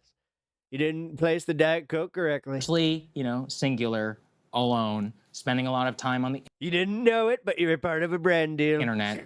In the neuroticism, you can see, you know, getting things that are kind of bad for your psychology and for your worldview served to you on an algorithmic basis. And then one which does not encourage social contact and specifically like good relations interpersonally. And I think that's probably the most important social story of the 2020s. Gasoline poured on the fire by COVID and the social isolation. Yeah, I during think that that's time right. period. I think, to me, the internet is an accelerator of trends that were already pre-existing. Because if you look back, I mean, bowling alone, right, Yeah, is it was the perfect example. Was that written 94? Early 90s, yeah. And and these charts are all fake. Fake news, not enough pictures, too much text. Robert Putnam took a look at all of these metrics. I really still recommend that people read that book. It's a great book. Because it documents pre-internet how we were already coming apart in these ways, where civic associations and community participation and the way we participate in politics went from being, you know, in-person, collective to individualized and increasingly sort of on the sidelines, right? So that trend has just been accelerated and lit on fire by the social media age and our ability to, you know, be completely alone and still have this semblance of like we're doing something, like we're connecting with people, but we're not really connecting with people. And there's some more stats to back that up that we'll get to in just a moment. Except for here. I think it speaks to a lot of things. I mean, which I'm dead serious. Like, I've been thinking about like the way that our communities work on like YouTube and Twitch and how streaming communities really are kind of, you know, the outlier here. I think it speaks to that is sort of the underlying ideology. I mean, they can be toxic as fuck. Make no mistake. We just happen like I know that I've glazed this point a few times, but yeah, this community rules. I mean, not sort of. It is the underlying ideology, really, of our entire system. This very individualistic, neoliberal era view of like yourself and your rights and, you know, your aspirations and your goals first. And so when you have that in the bloodstream of society for years and years and years. That's actually, I don't like that. I don't like that because that's almost like shitting on the fact that that's almost, or ignoring the fact that that is kind of human nature where, okay, it is okay to want to take care of your family first. I know that this is going to be a controversial take because when people lose their minds on this shit, it's like, okay, well, you need to, it's kind of like the whole idea of putting your mask on first to then help the person sitting next to you. Years and years, no one should be surprised when it's expressed in these sorts of outcomes. I think it also is a reflection of people's sense that I just kind of feel like it really does kind of, oh, you're so selfish. It's like the collective project. While also ignoring the fact that they're also themselves very selfish. We've tried to engage in have sort of failed. Ryan and I have talked before. I think we've talked before too about how there are echoes of the early 70s when you had these big social movements in the 60s. There's the sense that they don't amount to what they wanted them to amount to, and everybody, instead of continuing to engage in these collective projects, then a lot of the counterculture gets subsumed by mass media, by mass advertisements. Drugs. And drugs. People go back to the land into these little individualistic, like, let's go live on a commune project. And you can see echoes of this and, like, you know, there are similar sort of like back to the land, mostly on the right, actually, movements. Maha is Maha is like an expression of that instead of we're not going for Medicare. You mean the whites only community?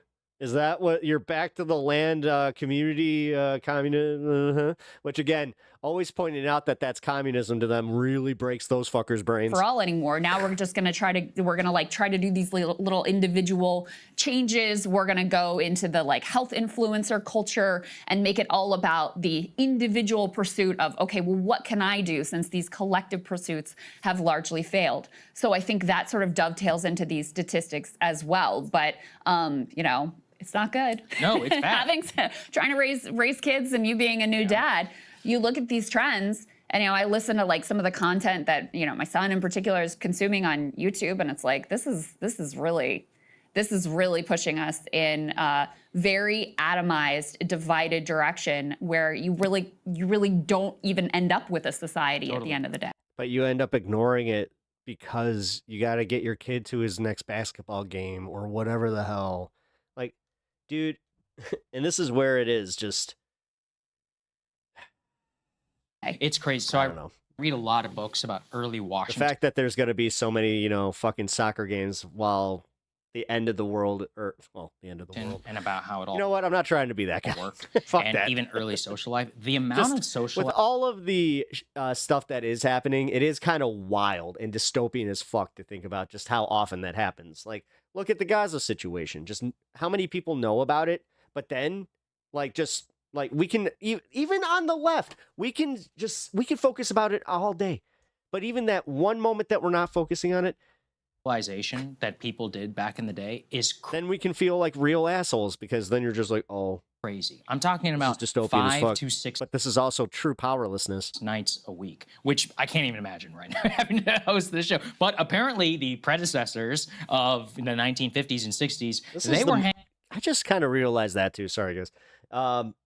We really are in a very like powerless era where. With Trump doing what he's doing on top of all the social media stuff that they're talking about, it's insane. Hanging out all the time. Yeah. And in fact, what you had was a scenario where the television, yes, it existed, but it was just 3 networks and the nightly news was only. I keep hearing this. This is bullshit because it kept growing from there. And also you had the propaganda pieces that were easier to get out and have like the mass media, or like because of the 3 network idea, or like because of the 3 paper idea, it was easier to coalesce just behind the one fucking story. Only 30. Can you imagine all of the news in the world delivered in 30 minutes? So you had a lot of time to fill your day. People read a lot more, and they also just talked a lot more. They were. Yeah, but we also, oh my God, even at that point, like, no, if you're talking about like healthy community stuff, it's where you just focus on just your community. You know, the kind of thing that you were kind of poo-pooing about the whole Maha movement. Come together, people played cards, bowling alone is a perfect example, but socialization was massive. And the whole living off the land and, you know, focusing on your village. But then, you know, it's also human nature, and undeniably so, that at some point you're going to be like, well, my village wants to grow bigger and there's another village and they don't want to join our village. We got to do something about that. And also intra-socialization in different neighborhoods. I literally don't even know my neighbor's name. And I'll tell you right now, the idea that humanity is naturally, you know, good, I don't believe in that anymore. No. I'm sorry, I really don't. But I mean, he doesn't have any children, so it's like, well, do I even particularly need to know who he is? I think we can cultivate that, but. And then most of them are actually older. They're all like 65 plus. But my point broadly is just that you don't really have a scenario where you have like either forced or encouraged social norms around polite conversation, around getting people to know each other. This is painting with a very broad brush. I live in one of the most urban environments in the United States. That's going to be very different than a suburb in, you know, Illinois or something like that. I'm sure some of it still exists. But broadly, you see it on the decline. Why Illinois? Internet is an accelerant to it, like you said. Television was kind of Gen 1 of all of this. I remember reading a study. I think it's like in 98, people were watching 6 to 8 hours of TV per day. I mean, it's the same thing, though, is that anything that kind of keeps you from distraction or keeps you from going outside or engaging in different things is broadly going to encourage atomization. It's also the fact that that's the 9 to 5 grind set bullshit, dude. You really are ignoring the fact that it's like, no, our human nature is not sitting in a fucking office for hours on end.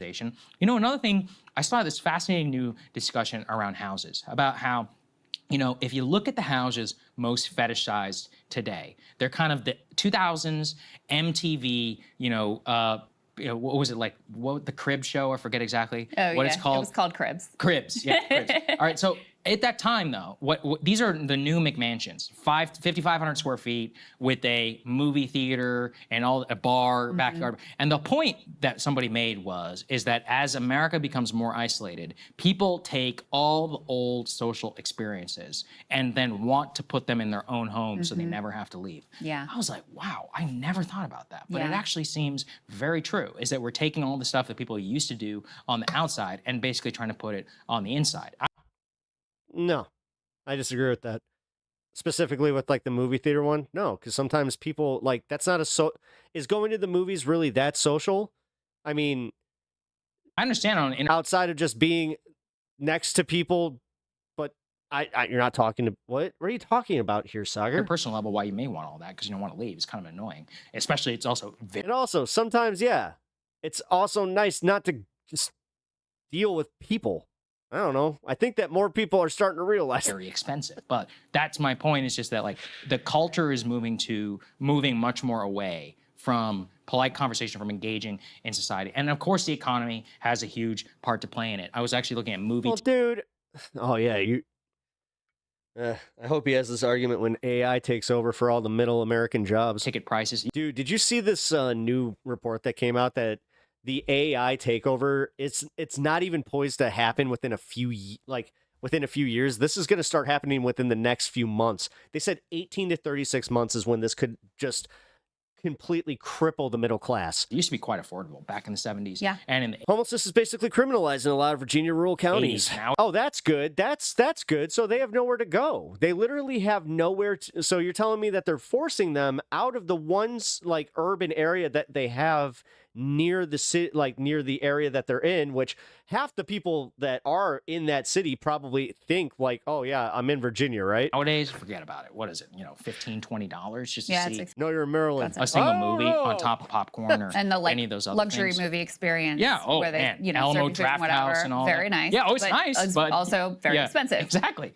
Yeah, when I was a kid growing up, we actually had $1 movie You can get detained for sleeping in public. theater, maybe 30 minutes from my house, and it wasn't the new movies, but it was like ones that were like a season behind, and that's where we always went. Yeah, I'll say this, like, I think that it's technically you can, but like the CPD, from my understanding, there is like this unwritten rule where they're just not even going to bother. Unless they're actually committing a crime, they're not even going to bother because they don't want to waste the resources. They don't want to waste their time. Went and family of 5 and pay $5 for tickets plus tax.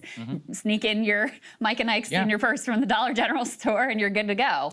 And that that opportunity does not exist. In fact, the trend is all in the other direction because the people who have money are. Well, you're also pricing us out of all of like pretty much all of this shit.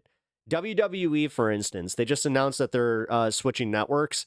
They priced out pretty much anybody that is even lower middle class.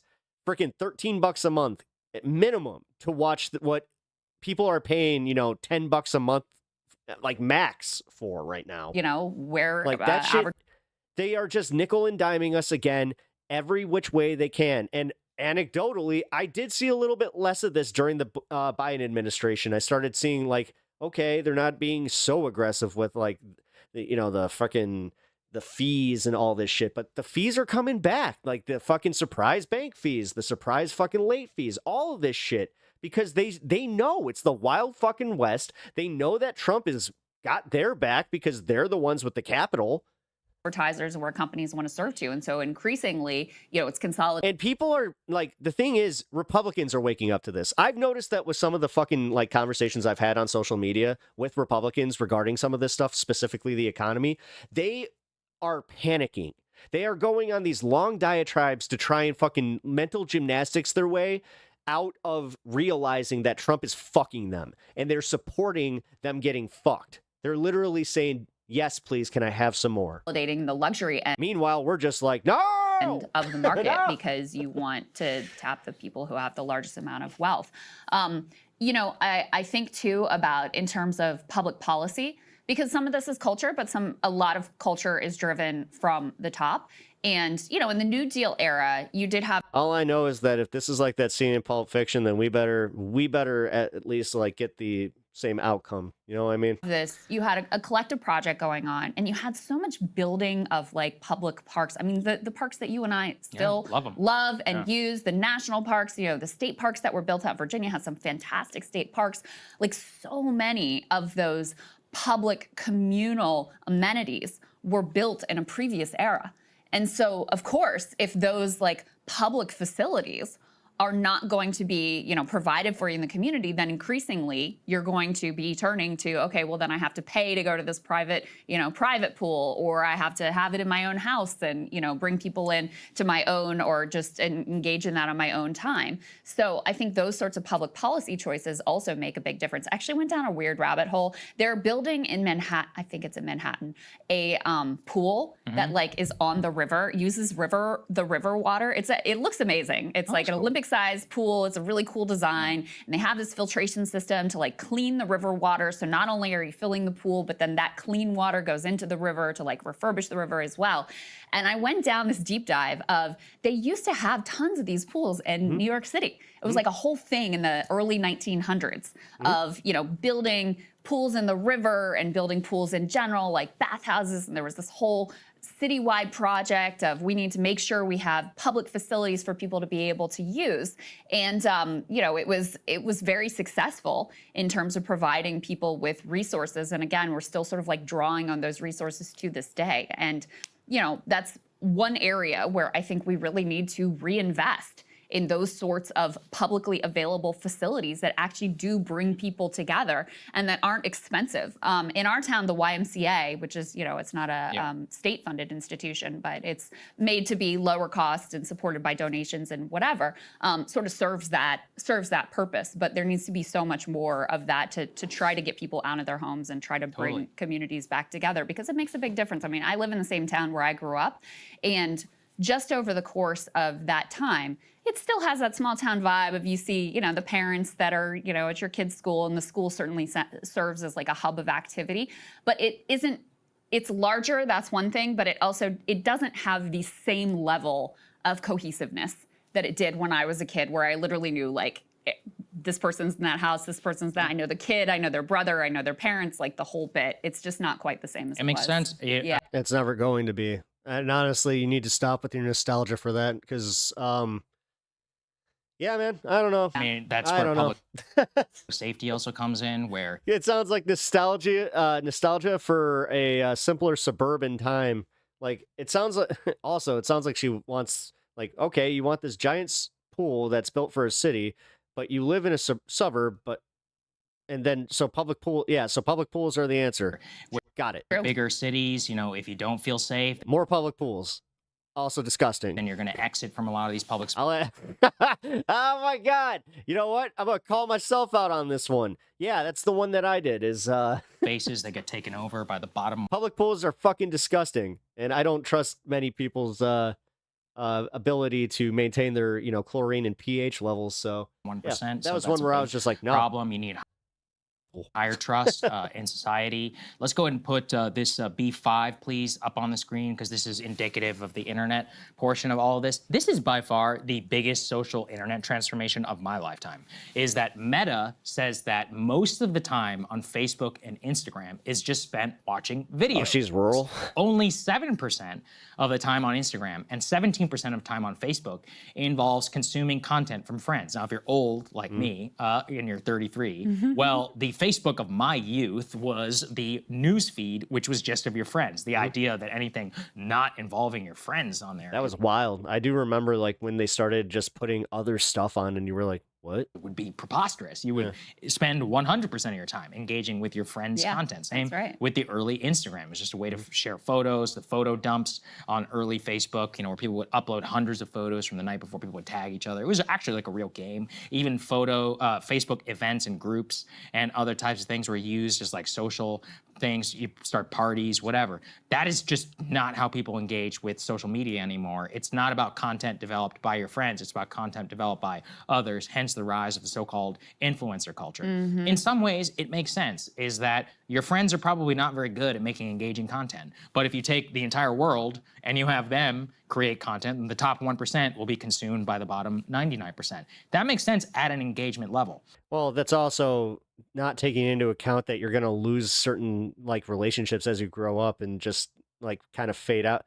You have to remember, Sagar, you're 33, right? So, me being my age, I kind of, I had that, like, there was a lot of like shift there. It doesn't mean that it's good. Also, the more, family members that started to find it, where you did the like, I guess I'll politely like, I'll politely friend you, but you're probably gonna either unfriend. You might want to block. Like I've had to do that with family members, where I'm like, oh, if you're gonna be my Facebook friend, you gotta block me. They're like, what? I'm like, honestly, you're going to get pissed at my content. Of engaging with other people. It used to be a way to see what your friends are up to, and now it's just a way to continue watching short form video on. No, you can still do it, but what your friends are up to just isn't that interesting. Whatever platform of your choice. Or creating your own personal brand. How many fucking baby photos can you see? Your own personal brand. Yeah, I mean, I'm guilty of this, right? My Instagram account. This is our job. Exactly. Right? My Instagram account used to be like my personal Instagram account, and now it's, basically just for professional purposes. What do you got to do? You got to exist. Oh, look, Ted's fishing again. Cool. In the world, but it's still one of those, watching the way that has shifted over time is one which at a societal wide level is really bad. Well, can we also, again, no, I'm going to have this discussion because this is like nostalgia for early Facebook or for these early times of this. I get it. I grew up in the same time as both of these guys. Like, apparently I'm right in between these two, and I can say with certainty that they're kind of like overvaluing this. Bad. Specifically Sagar here. He's for just encouraging intrapersonal engagement. I don't really know how it looks. I can say that like early Facebook, yes, while there was that element, it was also cringe as fuck. You remember the early days of Facebook where like you had that one friend that like they were faking it till they made it. Like it was the early influencer thing. So it's just like they would post about everything. You remember how many food fucking pictures you had to see? Like, is that what we're lamenting here? Is it? Okay. But what it actually just tells me, and I don't know if it's which way is causal, is I quit social media when my grandma joined. She's been dead for over a decade, but she still has a Facebook.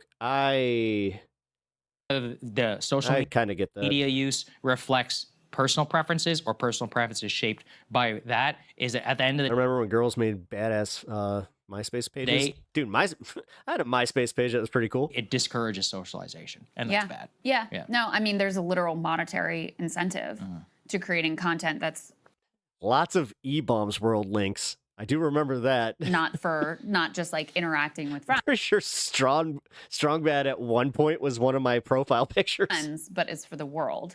And, those incentives are created by the platform, but I think also as an expression of this increasingly scrolling loops.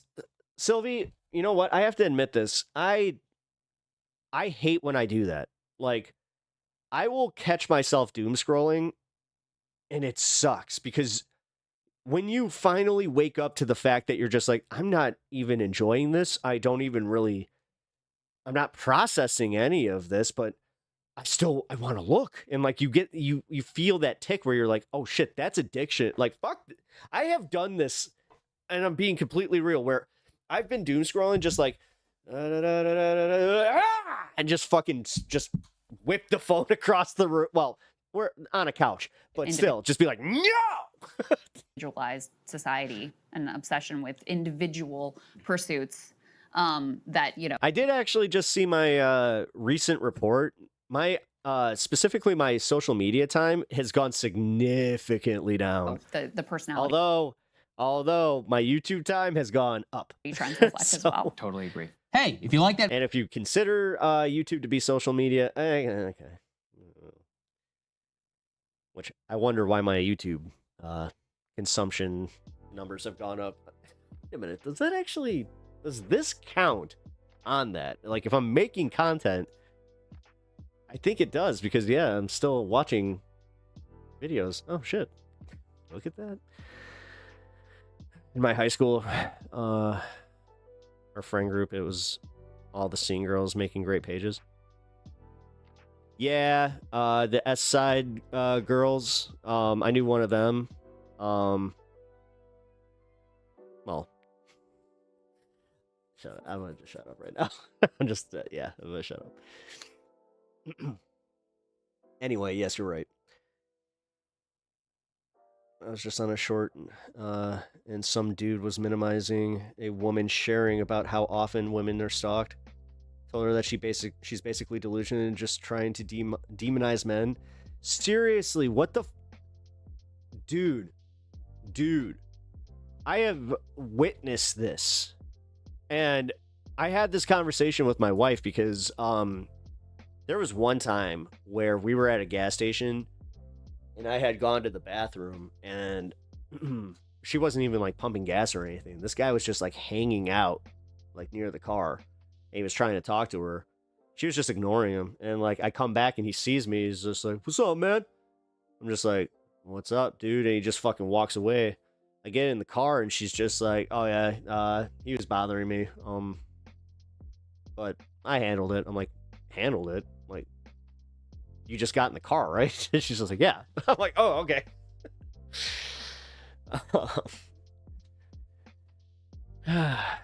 She didn't text me though. I was wondering about that. Like, what? That was so casually, like, just casual the way that she was just like, no. But that also bothered me because she's like used to it. Because, you know, she used to have to like take the L a lot. And I guess, yeah, you know, as guys, you don't think about that. And yeah, for anybody to minimize, like, dude, seriously, if you're gonna minimize the fucking experience of anybody, let alone a woman telling you like, yeah, dude, like, dudes be creepy out there, fuck. Nostalgia takes me back. We get that here. It's like 3 or 4 dudes that hang out and try to solicit women who work around here. Fuck. One of them is super pushy and everybody knows him. Yeah, man, dude. How are, like, and they're always like in their mid 40s. Yeah, I've noticed this.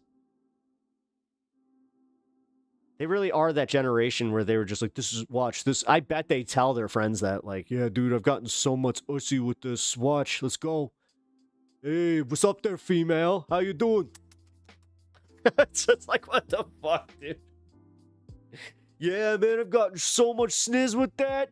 When I do the kissy face, oh yeah, what's up? Hey there, cutie.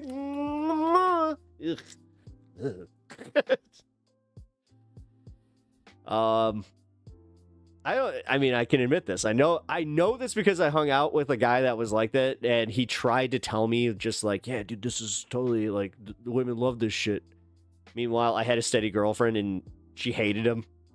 Absolutely hated him, and she would always just tell me like, he's a fucking idiot. And any girl that is fucking him is also an idiot, and probably not somebody that you ever want to be around. I'm like,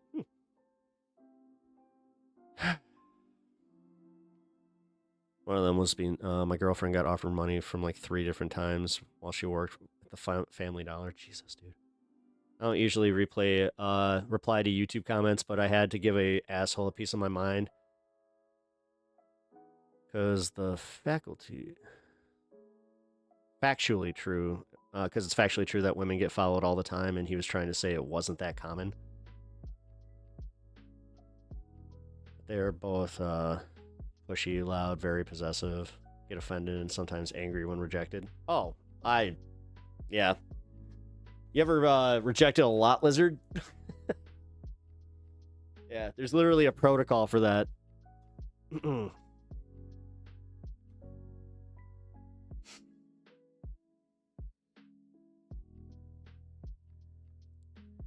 right.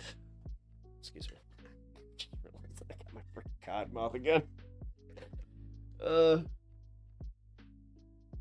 I wish this was from smoking. Every time I take a frickin' Benadryl. Although, I am starting to feel it again, so that's not good. Alrighty.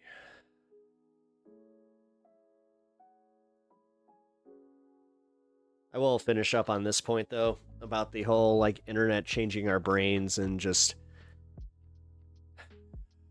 I agree that it is changing our brains. I think that that chart was pretty spot on with the age range and all that. Although I don't think that they were doing an honest poll on some of the older folk there, because seeing the way that they have literally taken over Facebook and just seeing the way that they engage and the way that they're the ones who do the casual, just like, not just casual racism, but they will enter a conversation just looking to troll.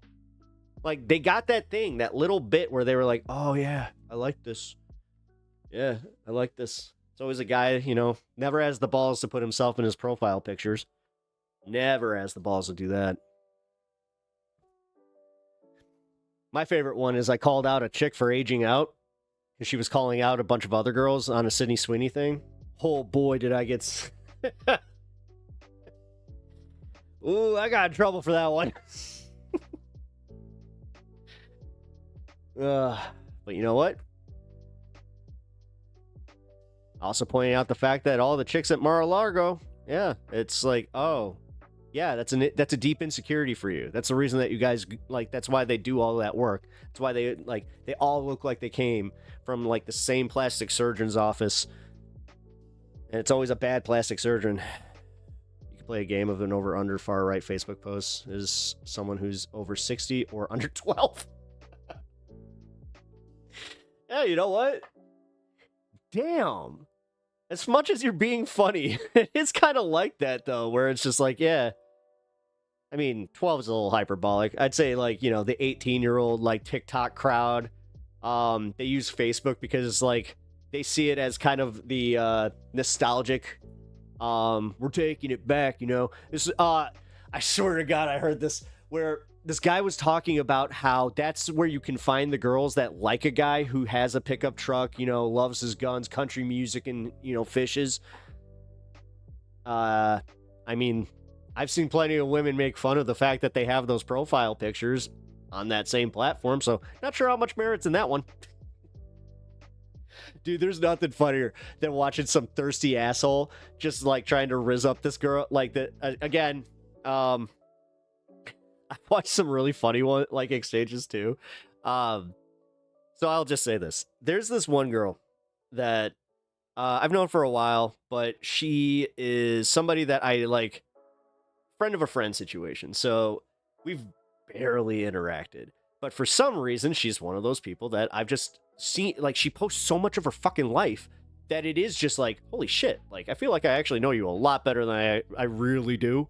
So it's really funny to see when she's going through her dating phases, and then to see the guys, like, that are, you know, if she posts one, like, thirst trap photo, holy fuck.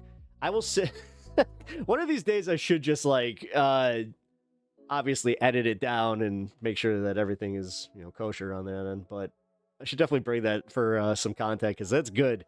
Yeah, let's see. Actually, hold on. It might be a... one from the last one, because it's always like, damn girl, you can get it.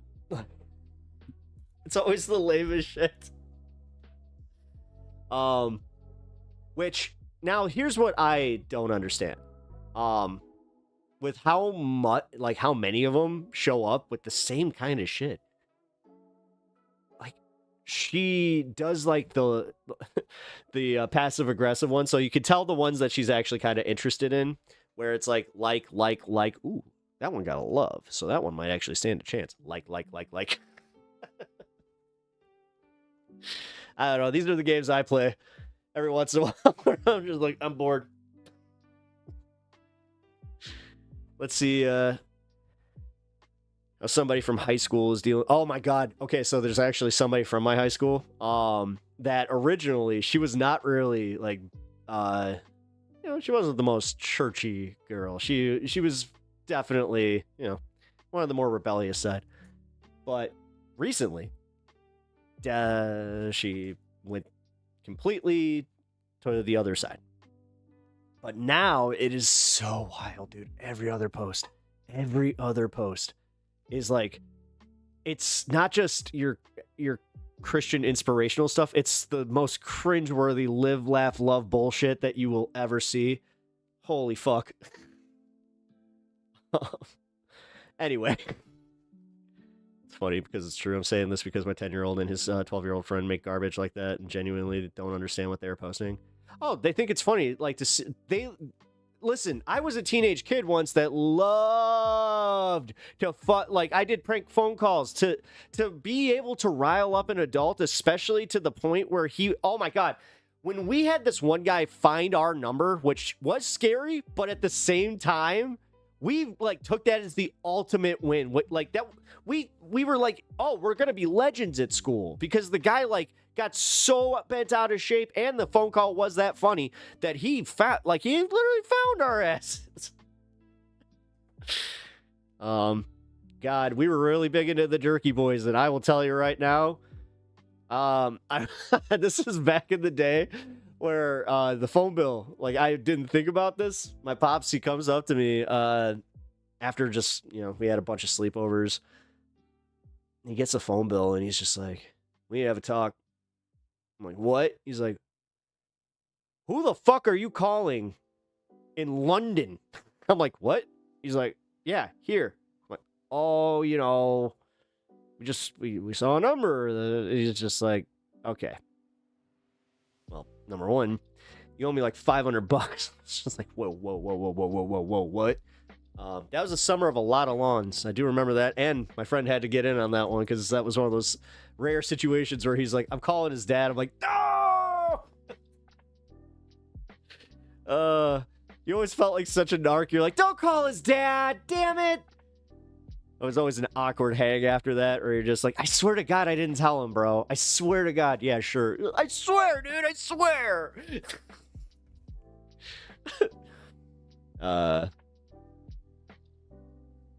What's funny is when I was a kid, at least, church girls were, I mean, that I went to the church school where, yeah, no.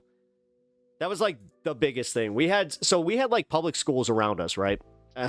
And the way that I think about this, it was kind of like disturbing. Because like 1, 2, 3, 4, 5. There were 5 different high schools around our school, and yeah, man, they all like that's where all the girls would date from. Like actually, we all had this situation like that. There were only a few girls that would date dudes from our school. And I had the same rule though, so I totally played into it. Lot of repressed tension. Oh yeah. I mean, as much as there's jokes there, the repression angle is a big thing in this in the Christian community, and that's why it's also disgusting. Like when I think of like the way that they talk about some stuff. Oh shit. Hold on 1 second. I gotta take this. This could be an emergency.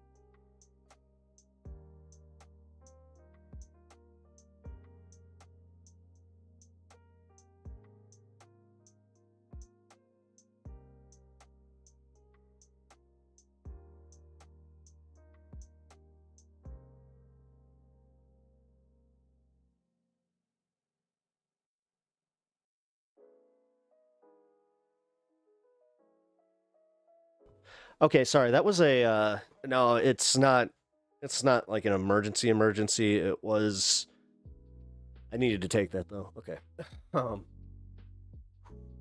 Shit.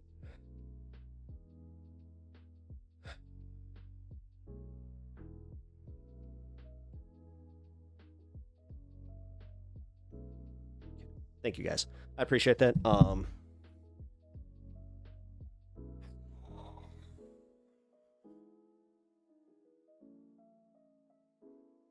what are we talking about here? My girlfriend was like my girlfriend was like an atheist, and she went to church because she wanted to fudge on the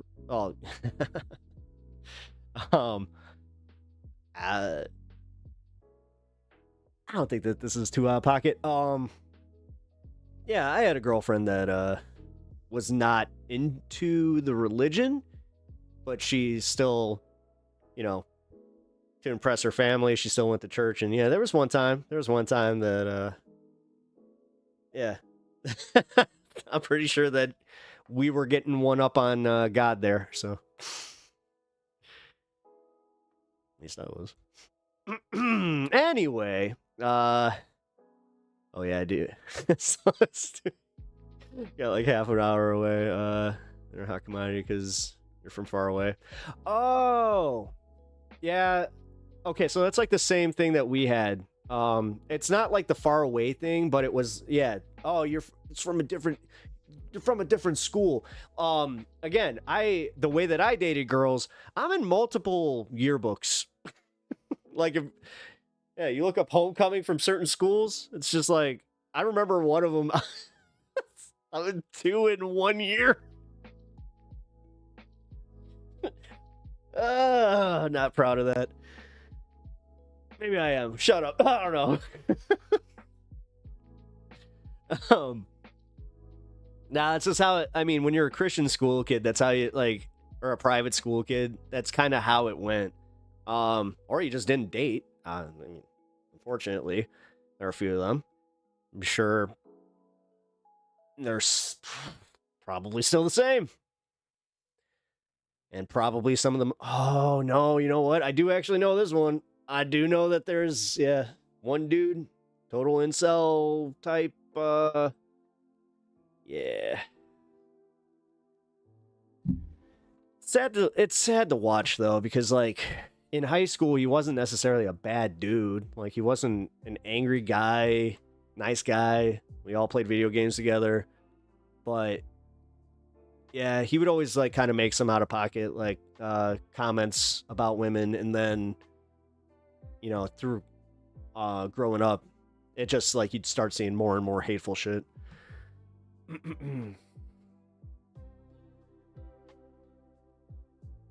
Wait, homelessness is a scourge on our beautiful country. Oh God. Josh, I hope you understand who you're talking to. Hope not, therefore we should help them get housing. Well, again, the fact that he literally said, yeah, you know what, we're gonna put them in facilities outside of the city. It's just so you're admitting that this was something that we could have done. I don't know about that. Oh my God. Did they pull an accidental leftism is my thing. I think first and foremost, there's a lot of ways that people can get services without an address. I think those barriers should be removed. Yes. Having a permanent address is something that, I remember I was going through something medically recently, and they were talking about, needing a permanent address, and I was like, why is that a thing? What are we doing here? That really did alarm me. And also, I think that was the first time that I started wondering, oh my God, are they, turning away emergency care? I know that there's the Hippocratic Oath, but I think that there's the other side of that where if you don't actually get to the doctor, then they're not technically doing harm by not having you there.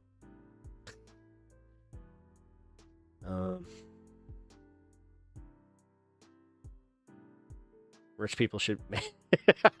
Wow, you're really in a mood today.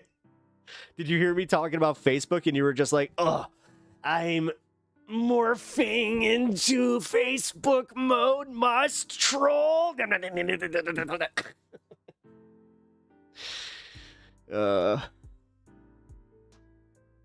From capping commissions on home sales. That'd be nice. Policies that devalue homes. That'd be nice. Increasing housing supply, as long as that isn't the only thing done. They're not incentivizing that. I mean, look at like what's coming out about Mudahar. Oh God, maybe we should cover that. You know what? Because if you haven't heard about the Some Ordinary Gamers drama that's going on, it's like there's some stuff going on there. As he was talking about how he's in investment culture, and then he's investing in a construction company that also does, housing, but it's not the housing that you think. It's not like he's doing any virtuous kind of stuff. It's all, oh, that he's not an engineer? Oh God. Dude. Wow. Yeah, the hit piece on him is great. The fact that that's just part 1 and 2. Oh my God. And he was like pretty confident that that was not going to have any effect on him. I remember he even said he addressed it as, there's a smaller YouTuber that is out for me, and he's going to do like his own not content cop, but God, what the hell was it? The content nuke. I wrote him off back when he tried to grift off the Gaza issue. Yeah, no, I did too. I'll be honest. I wrote him off. He had another... It was around the Gaza issue, but it was right before it. I do remember there was something else. God damn it. That's another really bad take. This is closer. Oh, that was it. No. That was it. Yeah, Nux. That was it. Thank you for reminding me. No. Dude, okay. Is there any more insufferable content creator than that guy? Just putting that out there. Usually I don't give my opinions about that kind of stuff because, yes, that does invite some fucking pushback. I don't know. The balls that some of these VTubers have, like, again, the fact that they hide their faces, the fact that they hide their names, and they're the one, like, when I found out that he was behind a swatting situation, I was just like, and he's laughing about it. Yeah.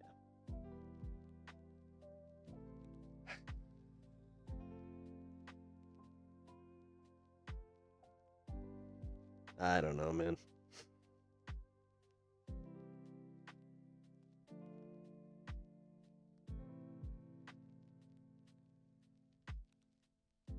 Yeah, he keeps some questionable company there.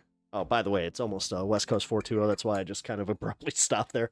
We're going to smoke, and then we're going to go to the next segment, which is the Laura Loomer, an MTG 2.0. I can't wait to cover this one. This is going to be fun. Any company is good company. You got friends. They just live in different states. And you happen to talk to them through a online show forum, but if there's one thing I can say is that some of y'all, yeah, kind of broke the parasocial thing. But also, that's why I'm just being honest with you, dude. Like, no, don't pull that. No way you mean the guy who can't see the humanity of children, doesn't see the humanity of children.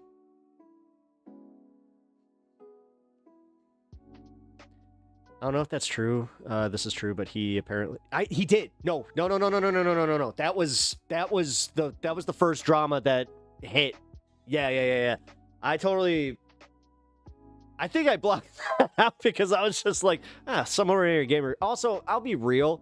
His production style was always very lazy to me. I don't know.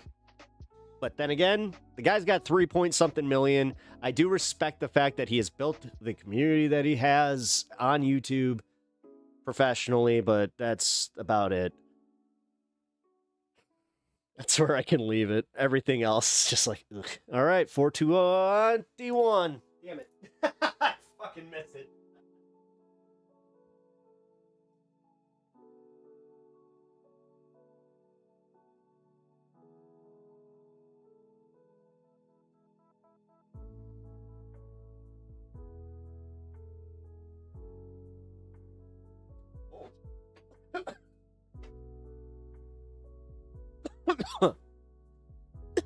Dude, you know what's really funny? Some dude found my channel and found some like old videos. He was commenting, it's just like, man, this guy needs to get diagnosed. This is the most ADHD podcast I've ever seen, blah blah blah. I'm like, I'm diagnosed. I'm very open about this. Like, what? What's happening? All because I was ripping on Mudahar and saying that he might have ADHD. So. Whatever.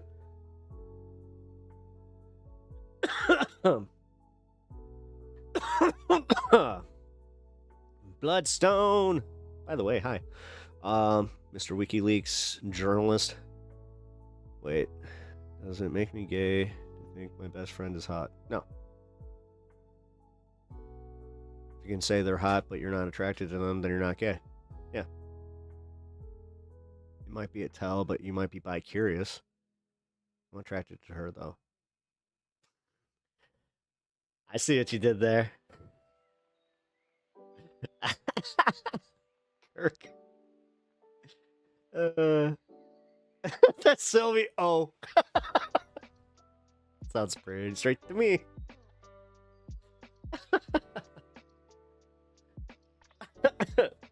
Honestly, no. I look forward to them. It's always like, what mode is he in today? This one is definitely a rare one. Oh God, Trump. What did he do now? Breaking news: Trump something reciprocal tariffs. Approval numbers have become very boring. Nate Silver.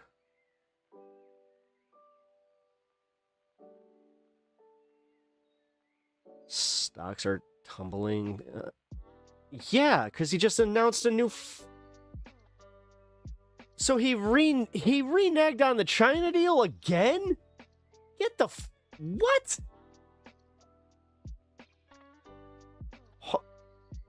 He did. Dude. Okay, hold on.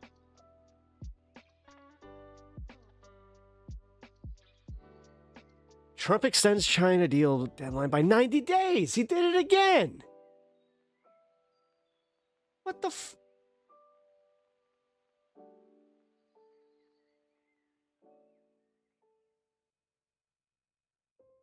Federal pump and dump just dropped.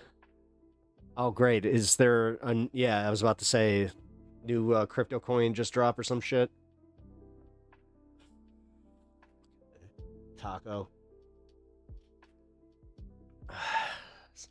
God, what did that one podcast, that liberal podcast lady, I keep forgetting her name. What is called liberal podcast lady? She had a really funny name for him that I heard Don Lemon of all people repeat it. I was just like, that was hilarious. And my wife was just like, he did not come up with that.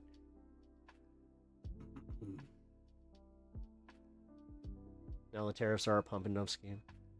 Yeah, no, it makes a lot of sense. But we're the only ones that are going to feel anything about it. Sorry, guys, I was going to get to the news about Laura Loomer and MTG. I'll do that in a second. I wasn't expecting to cover Trump again, but... he also just dropped this little nugget. Yes, that's applicable.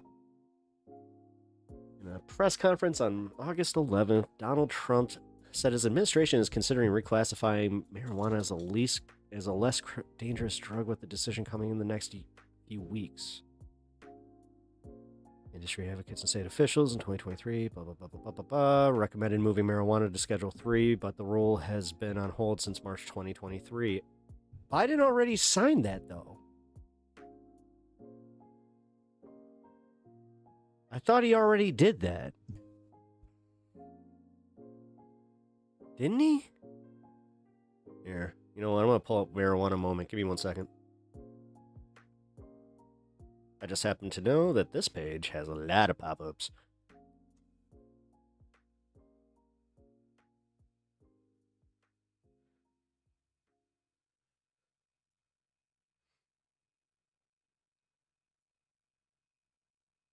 Yeah, just like he looked into taxing rich people.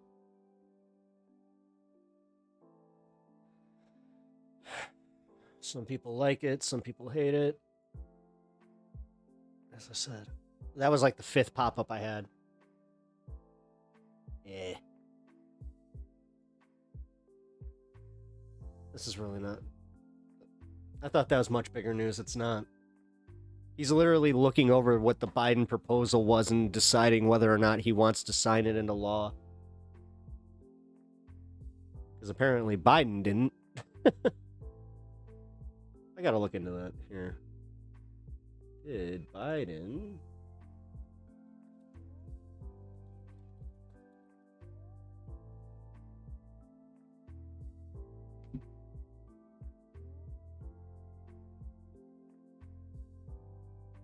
...2024 May 16th. ACLU applauds Biden's announcement that he plans to reschedule. He never did it! Hey, Jack, I forgot. You know, to be fair, I forget a lot of things. And by the way, did you know that I was president once? Dude, do you think he's at that point right now? Sorry. I really shouldn't do that. I shouldn't play into, like, at this point it is just punching down on him. Just, who cares? I'd be a little bummed if Trump did the right thing here. Oh, I'm not. No, I'm not. I'm not. It's the same thing with Gaza. I'm not. If he makes an accidental win for any of us, like, goddamn. But the thing is, we can't even get those. We're getting everything, like, just everything's bad. Everything's bad. Even for the frickin' Republicans that are cheering this on, it's bad for them too.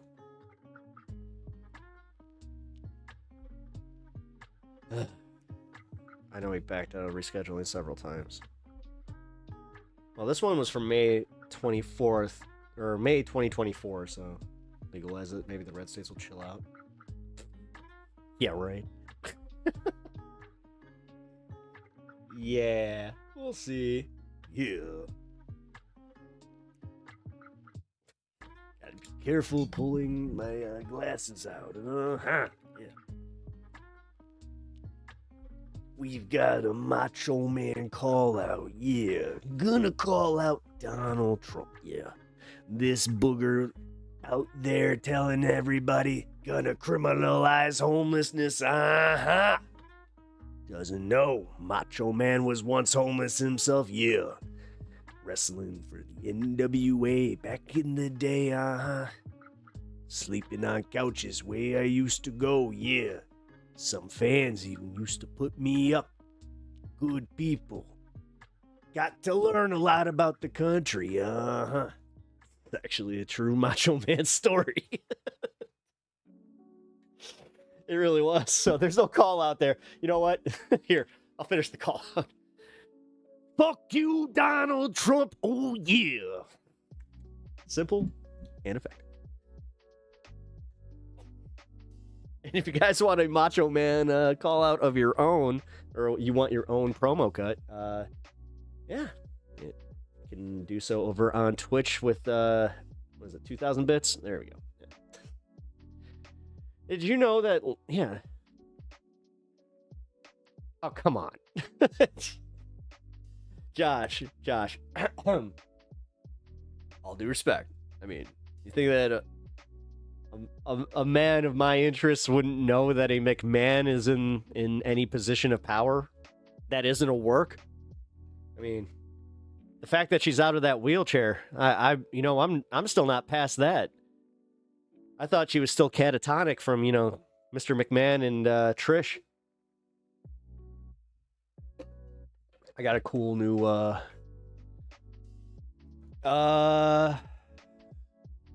Horticulture, please. Actually, no. General. You can do general, Sylvie. You might not. No, Josh, sorry, dude. I like how I could be such a dick sometimes like that, or it's just like, bro, you think I don't know that? You might not know it. You're right. I might not. No, I appreciate you, dude. I didn't mean to make you feel like you were, you know, telling me something I didn't know. Or didn't know. Whatever. Oh my god, Sylvie, that's amazing. Oh, it's the 4-star too. I appreciate that.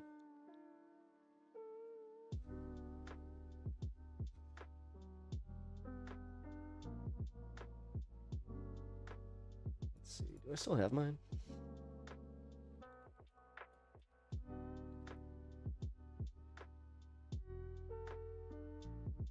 I do.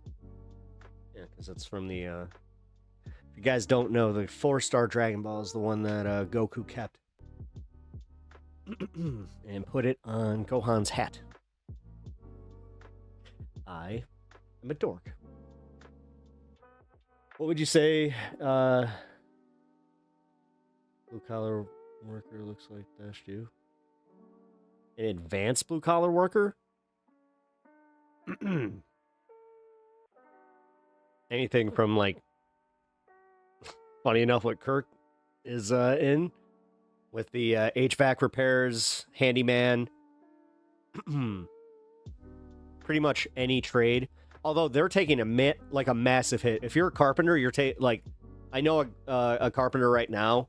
He's struggling hard, and unfortunately, because of the price of lumber, I have also been priced out of continuing on a job that I was thinking about finishing. So, because yeah, dude, lumber's insane right now. Just the estimate for me doing it by myself was around like $3,000. I was just like, that's absolutely insane. So, and I'm not sure if I should wait for lumber to come down. That's the bitch of this. Like, we're literally at this point where this could be the cheapest that it is. Weird, right?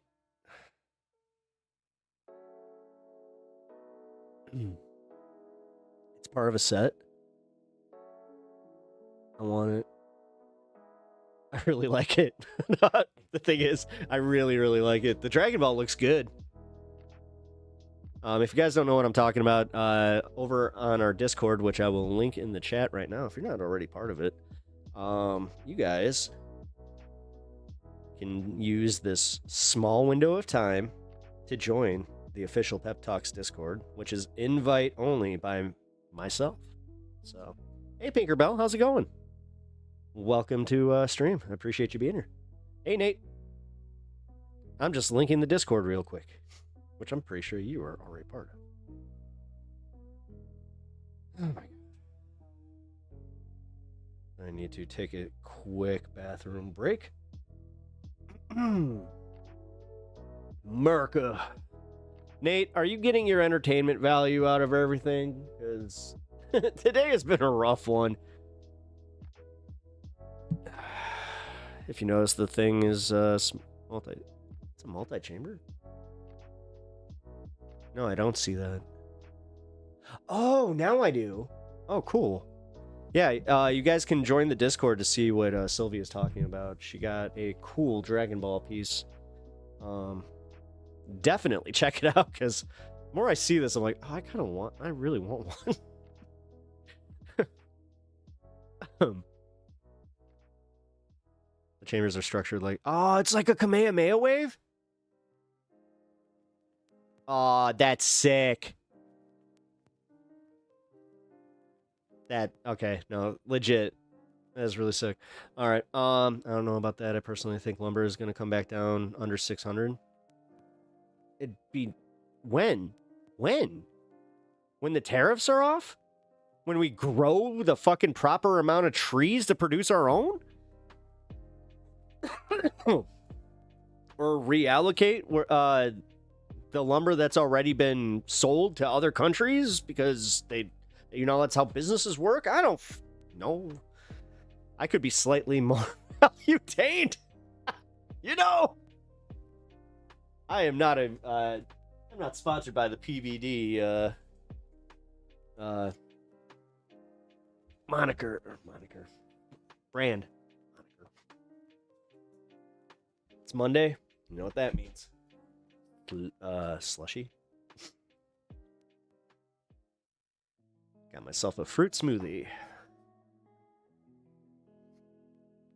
We stopped buying lumber from Canada so much, and now they're selling to places like China.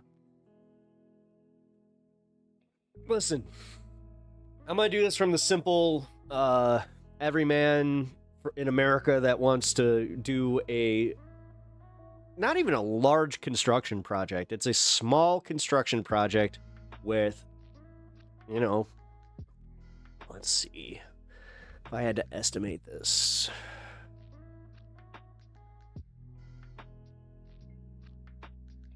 Like 100, maybe 100 feet square. Like 100 square feet of wood. It's insane, man. Canada's popping 1.2 billion into the industry. They know what they're doing. Yeah, they know what they're doing better than us. Oh, yeah. No, and did you see that their economy is actually doing... well, yeah, if you're in Canada, you might even see this. So your economy is actually taking a nice little boost from keeping everything domestic. Like, funny enough, you guys are polling in America. And... karma. Maybe because of pulling back regulations, your new house could be part of Yellowstone National Park. Thank you, Daddy Trump.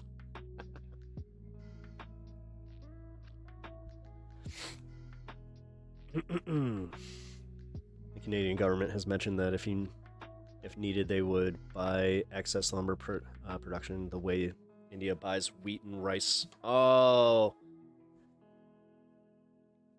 Kind of punish us. Time to find some wood off the streets. You know what's really weird? I saw this downed tree that it's been there it's been down for a while. And I'm just like, they're not cleaning it up. I mean, it's some good lumber right there. What are we doing? Honestly. And every time I propose it, they're like, nah, you would get in trouble. I'm like, why? I'm helping. I would be cleaning off something that has been there for a long time. Although it's probably rotten by now. But still, if there's a downed tree, like a local downed tree, and somebody's willing to come and chop it up and just take the excess what are we doing? I was gonna say, what are we doing? Canadians just waiting to have a stronger dollar than the U.S. How many jokes we have made about their dollar. Well, don't call it the loonie and then wonder why the fuck we're making fun of you. That was, okay, one of the funnier things that you guys ever did. I will say that. People will pay anything for beef, it seems. I said that. Did I not say that last week about the eggs and the beef prices? It's nuts. It's absolutely nuts. Bumper peppers and lumber savers. I'm only open from 3 a.m. to 5 a.m. And don't ask questions.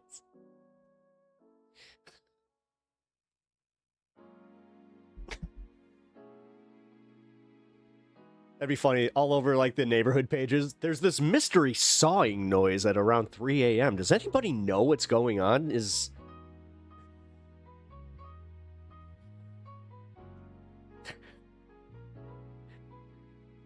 Oh, God. I just love how I'm at that age where I get to lament that stuff, where it's just yay.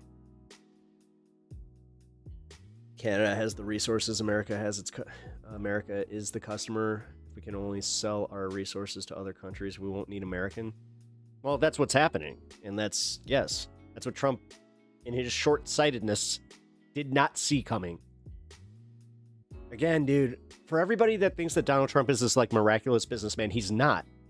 He thinks that he has leverage because he's just yeah, I have all the money. I have all the money. I have the political power to ruin anybody's life.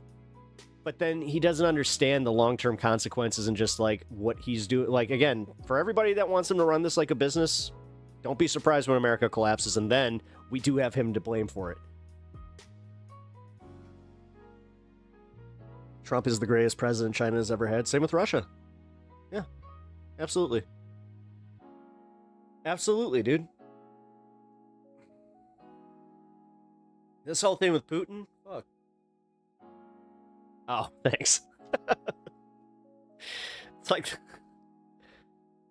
you know what? I also do the accordion, but you can't really see it because of the microphone here. I also have a teleprompter, but you can't see that either. Oh shit, Pep Talks just admitted it in a Trump voice. See, everything he says is on a teleprompter. The left, the radical left, they're telling him everything to say. Oh god. You know, I'm nervously laughing at that because it's just like, oh god. Hearing my name come from that man's mouth would only make number one. Well, I don't know. Maybe we are at that point, if you know what I'm saying. That's the only time that I could think of that. 3 a.m. you say? Nope, I'm very sleepy. 3 a.m. to 5 a.m. for sure.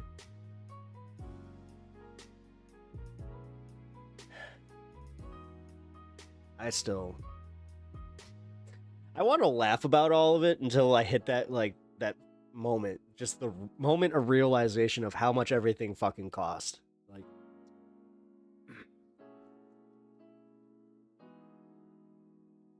I don't know. Not sure if you guys are dealing with the cost of living increase, but whew, boy, this month has been significant. I'm genuinely glad I spent the last however long just in here bullshitting. Hey, that's what I'm here for, man. Laughing until the existential dread. I feel like I am the embodiment of just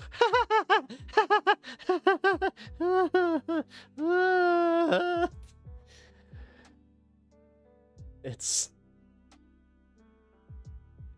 yeah, it's a lot. It's a lot. It's just a lot to watch your country just go completely down the toilet the way that it has so quickly, where you're like, holy shit. And I thought, like, had you told me that it would be this bad in the, like, Bush era, you know, when I was first getting radicalized, yeah. We can easily turn into sadness. Oh, yes. That reminds me of the Animaniacs. Is that funny haha, or is that funny uh-oh? Funny uh-oh? If they drop a piano on him. Uh-oh! God, I love the Animaniacs. I know, so quickly. Like, dude, realistically, because people were trying to say that it was happening under Biden, and I got a lot of, like, leftists that are, friends that are jumping on that, too. I'm like, listen, as much as he didn't do anything to stop it, I wouldn't sit here and go, like, yeah, Biden did it. Like, stop. I don't like the guy either, but, like, this idea that somehow he, like, they have to make him as bad as Trump, because if he is, then it's like, oh, it was always going to be this bad. It's like, no, not really. And honestly, my God, I always go back to this where, like, I think about when I was voting and explaining to people where I'm just like, no, you want to vote for the person. Oliemi said this best, and I got to give her credit. Because she said that you want to vote for the person that's going to be your easiest, the easier villain, like the easier person to overcome and to actually beat. Whereas Trump, as we are seeing, it's not that. And I think that there was a lot of miscalculation on that end.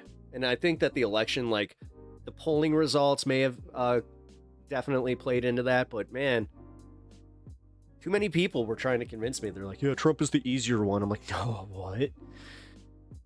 Yeah, Biden sucked in a list of ways, but he didn't necessarily accelerate the decline of... No. And that's the thing. That's why so many of us are, like, so jarred by this, is because it was boring.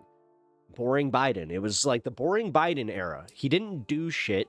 He laid down for everybody that said he couldn't, like, literally every single thing that, like, just one person in Congress said, no, you can't do that. He went, well, I tried. All right, Jack. Well, I put my best foot forward, and I guess I got knocked back, too. Well, that was almost a Ronald Reagan. Sorry. Well, I think that's a pretty good impression, if I do say so myself. Why do I do political impressions? I fucking hate it. Under Biden, I could get a box of 60 eggs for $5. I mean, yeah. But that under Biden, you also saw that same pack of 60 eggs go to $60. $1 an egg, I'm telling you. $1 an egg is what you're about to pay. In some places you were paying $2 per egg. Lots of dollars for lots of eggs. You know what they say? When you got eggs, make some omelets. Only if you're rich. Dude, you do realize that they somehow, some way, got, like, you know, this is like what, you know, peasants in the, like, the 17th through, like, the new world. Eggs were like something that was always relied on and, like, was easy protein, and you could always just know that, yeah, you could at least get a chicken. That can't fucking happen anymore. We live in a really, really just, again, insane world. I know. If I keep repeating it, then somehow, some way. Oh no, your impression is getting better. You're throwing in gibberish. Oh god, I am. Oh no. I'm just waiting to see if cars break 50K. What do you mean? Cars have broken 50K. If you're talking like the 20K cars breaking 50K, then yeah, that won't happen. That won't happen because there was too much production. They're sitting, do you understand how many unsold cars from 2021 to 2000? I don't know why I got so Canadian there. 2024. But do you understand how much, like, stock there is and just how, yeah, average cost of a new car? Well, they're going to have to, it's either they're going to have to recycle those cars, which that's going to cost a lot in itself, or they're going to just have to take the hits.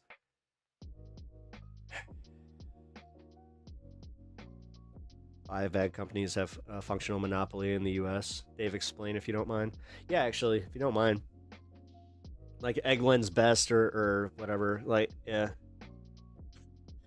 I like how that's that's where I go. Yeah, the industry lies about sales a lot. Not well, that's, yeah, most. Well, again, with Donald Trump in office, that's kind of the difference between, like, when people talk about the tentative difference between a Donald Trump and a boring Biden, at least boring Biden wanted to do things with, like, the CFPB and, like, you know, give consumers some more protections. Like, when I heard Biden put forth an agenda that he was like, yeah, these robocalls, we should stop those. You know, the lonely old lady. I don't like it when I hear stories about somebody, you know, at the twilight of their years, sending a prince in Nigeria some money that they don't even need. You know, they could ask me for it. I'll give them some money. After all, they're princes. Maybe I can help, Jack. Fraud is one. Fraud is the major difference. Well, yeah, no, but that's what I'm saying. Like, the boring aspect of it was there were going to be checks and balances. Now there's not. Now they're like, dude, the people in charge of everything are the ones that are more than comfortable, if not the ones actually behind making everything more expensive. Like, when you find out how many people actually own businesses that are behind the increase of industry, like industry-wide, what? Where's the swamp? I don't know. Holy shit. Meanwhile, the same people that are complaining about these Democrats and these people, you know, they're so corrupt, and the corrupt politicians. I hear corrupt politicians. Because they like trying to do the both sides centrist bullshit. Just be like, hey, corrupt politicians, yeah. Look at AOC. AOC even took some APAC money. Jesus. Your Biden definitely needs work. Thank you. Hey. I'm trying, man. He's again, boring Biden. What am I supposed to do? I just close my eyes. I literally put my jaw. Just kind of confused. Just do the John Travolta. Literally, that's my Biden impression.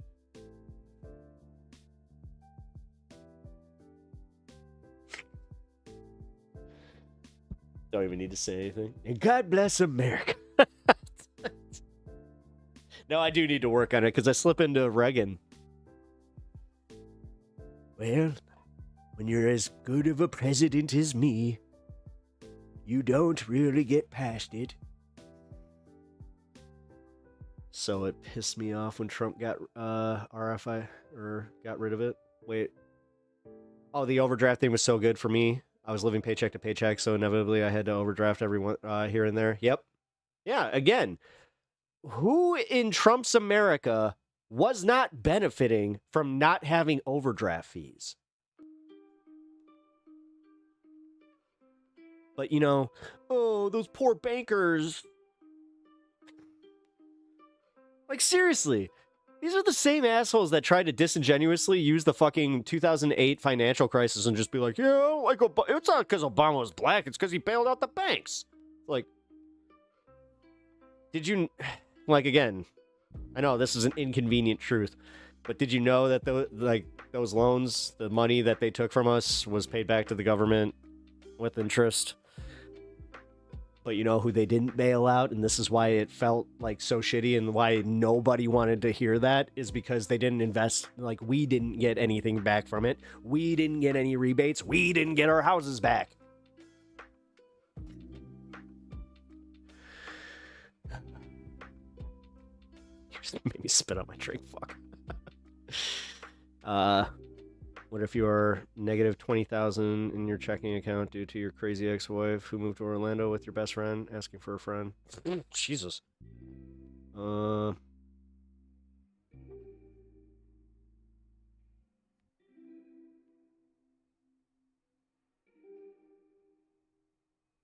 that's... Everybody's 401k went to shit during that time. Is still mad, and I don't blame him. This is what sucks about being the generation I am. Like, I've taken so many hits to my 401k on top of the fact that then I'm watching these people openly say that we don't deserve it. That, oh, we're somehow leeching off the system and we shouldn't, you know, oh, don't expect your entitlements. Like, meanwhile, you know, raising taxes and, you know, Dave, hit me up. You are a MF fortune teller. Soon you and your best friend will bond over your shared problem for sure. What the fuck?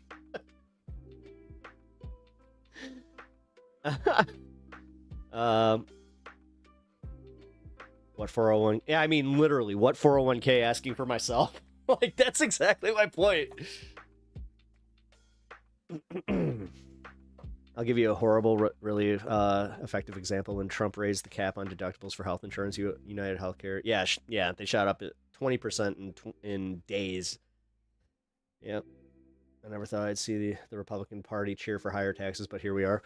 Exactly. They're cheering for higher taxes on the lower and middle class, which they are going to feel. Like, dude, they got rid of so many different provisions that were going to protect, again, like millionaires. We're talking about the millionaire Karens, the ones that have the $500 to $1 million houses, the ones that are just shy of a gated community bullshit. Like, God damn, dude. The ones who are comfortably riding out this recession that we are heading towards and will somehow also comfortably ride it out. Unless they lose their gig or their husbands lose their gig. God. I'll tell you right now, if the stock market actually does collapse, with how many guys are, that's how they're making their money, it will collapse the economy. CFPB, gone. That's what I mean.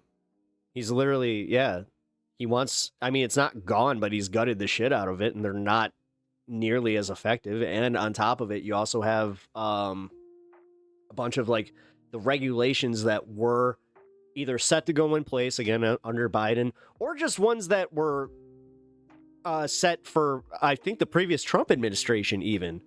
They backed out of those, too. Now, the big one that got me was the robocall, like, scam call one. He literally shot down one of Biden's bills for that. Like, God. The way he just undid and rewrote the CHIPS Act so he could take credit for it. Like, he's, on top of just being him, he's just so cunty. Like, why? Why? Why do you have to be that way? Like, you're a child. This idea that he put fucking Bush and Obama's portraits in a hallway just to, you know, it's like that shit right there. I don't know, man. Because I tend to get this thing from, like, Trumpers sometimes where it's just like, oh, I wish the left wasn't so mean to us. It's like, I don't know, maybe if you had a backbone every once in a while, just ignore, or, like, didn't ignore everything that's just, like, blatantly in front of you that is shitty. But you're just like, no, we love this guy and everything he does is awesome. Sorry. That one kind of slipped out, my bad. You know, I gotta pee. Give me 1 second, and then we're gonna go to the Laura Loomer story here. What do I have? Here we got Kyle Kalinske talking about the National Guard story. This is a real quick breakdown. We're not gonna watch the whole thing, but as I said, gotta pee. More interruptions here. Let's go ahead and dive into it. So, Trump came out the other day, and he said the following. This was a bit of an eye-opening moment because I was like, uh-oh, where's this going to go? He says, we're having a news conference tomorrow in the White House. I'm going to make our Capitol safer and more beautiful than it ever was before. The homeless have to move out immediately. We will give you a place to stay, but far from the Capitol. The criminals, you don't have to move out. We're going to put you in jail where you belong. It's all going to happen very fast, like the border. We went from millions pouring in to 0 in the past few months. Total lie, by the way. This will be easier. Be prepared. There will be no Mr. Nice Guy. We want our Capitol back. Thank you for your attention to this matter. So, as soon as I saw that, I went, uh-oh, SpaghettiOs. We are not getting the whole story. We're only getting a little sliver of it. This is the cover story. Well, what the hell are they planning on doing? Then, of course, we get this. He says, this is now yesterday, he says, Washington, D.C. will be liberated today. Crime, savagery, filth, and scum will disappear. I will make our capital great again. The days of ruthlessly killing or hurting innocent people are over. I quickly fixed the border. 0 illegals in the last 3 months. D.C. is next. Thank you for your attention to this matter. Okay, so now you're beginning to see a little more of what's going on here. Now he's not just talking about homeless people. He's talking about liberating Washington, D.C., which, by the way, totally ironic that he brings up crime, savagery, filth, and scum, because, of course, it was Donald Trump who brought us the January 6th riot where he and his thugs tried to overturn the election. There were a whole bunch of criminals in D.C. You pardoned them, including the violent ones, 1,200 of them. So, right off the bat, that annoys me. And this is just so dishonest how he's framing it. So, what we learn is, what Trump is going to do is send in the National Guard, and he's also going to federalize the D.C. police force. So he comes out, this is just, an hour or two ago now, and here's what he says. We're here for a very serious purpose, Something's out of control, but we're going to put it in control very quickly like we did on the southern border. I'm announcing a historic action to rescue our nation's capital from crime, bloodshed, bedlam, and squalor, and worse. This is Liberation Day in D.C. Is it bad? Okay, all jokes aside, when I heard him say the word squalor, immediately I was just like, oh, fuck, he's arresting homeless people. See, and we're going to take our capital. He's criminalizing the act of being homeless. Like, meanwhile, supporting policies that are going to create more homeless. back. We're taking it back. Do you think that they're going to make it to where you have to work these manufacturing jobs that are going to pay, you know, so much less because there's no way they can match like the dollar to dollar with China. So is this how they do it? Under the authorities vested in me as the President of the United States, I'm officially invoking Section... This is how I'm going to make the iPhones cheaper. I'm not even going to pay them. 740 of the District of Columbia Home Rule Act. You know what that is? And placing the D.C. Metropolitan Police Department under direct federal... I better shut up. I don't want to give this guy any ideas. ...control, and you'll be meeting the people that will be directly involved with that. Very good people, but they're tough. And they know what's happening. They've done it before. Work will set you free. In addition, I'm deploying... I mean, at what point can we have people stop telling us to, like, not do the Nazi alarms? Because he's doing the fucking... Like, he read a history book and was just like, yeah, you know what? Okay, so this is what they did. You're telling me that this was post-1920? After the... Did they have their own little, the Kung Flu? Did the Kung Flu happen to hit Germany at any time? The National Guard to help reestablish law, order, and public safety in Washington, D.C. And I will admit that that was the one term that he used that I damn near bust. Like, going to be allowed to do... The first time I heard him say it, I was just like, did he just say what now? Their job properly. And you people are victims of it, too. You know, you're reporters, and I understand a lot of you tend to be on the liberal side, but you don't want to get... You don't want to get mugged and raped and shot and killed. And you all know people and friends of yours that happened. And so you can be anything you want, but you want to have safety in the streets. You want to be able to leave your apartment or your house where you live and feel safe and go into a store to buy a newspaper or buy something. And you don't have that now. Okay, so he's deploying the National Guard to Washington, D.C. He's federalizing the D.C. police. This is, as we told you at the time, the canary in the coal mine was what he was doing in L.A. He federalized the California National Guard. He also sent the Marines into California. And what he found was, hey, I largely got away with this. Yeah, there are some court cases over it, but it's not like it's going through a fast lane or anything like that. We're getting our answers quickly. That's not happening at all. Yeah, Sylvie, as I said, also, how fast this has happened. So, since I'm basically getting away with it, and the timeline to even try to stop it in the courts is really fucking slow, well, I could just keep doing it. Hey, I admit when I'm wrong. I might have, you know what? Oh, okay, sue me for being optimistic. Doing this wherever I want, for whatever reason I want. So, here's the reality, though, that he's not telling you in this... God, this is what happens when I try to have a positive outlook on things. Proves this is not about what he pretends it's about. He's saying it's about homeless people. He's saying it's about crime. That would be bad enough and illegal on its own. What the fuck does that vehicle even do where, like, what? What's that for? But here's the reality. I'm literally wondering. Like, if I saw that as a transformer, I'd be like, what is this, y'all? Crime in D.C. is at historic lows. Trump isn't calling in the National Guard to fight crime. I mean, dude, he even brought up he brought up grape. He said it, and it's like sexual abuse is down by 49%. Doing it as a power play and a test of his authority. If we have... Yes. He's literally testing the guardrails of the system to see who's going to stop him when. To flood the streets with the military during peacetime, just imagine what he'll do during the elections. That's exactly right. And that's a terrifying thought. So here's what he's not telling. Just the thought, the guy who wears 10 pounds of makeup, shoe lifts, and does interior design, loves musicals, isn't the right idea of masculinity. Violent crime in D.C. down 26%. All crime down 7%. Robbery down 28%. Homicide down 12%. Honestly, if they could just fucking start looking at him and maybe adopt some of that shit, this would maybe naturally take some of the shit assault away. Down 20%. Sexual abuse down 49%. These numbers they're historic.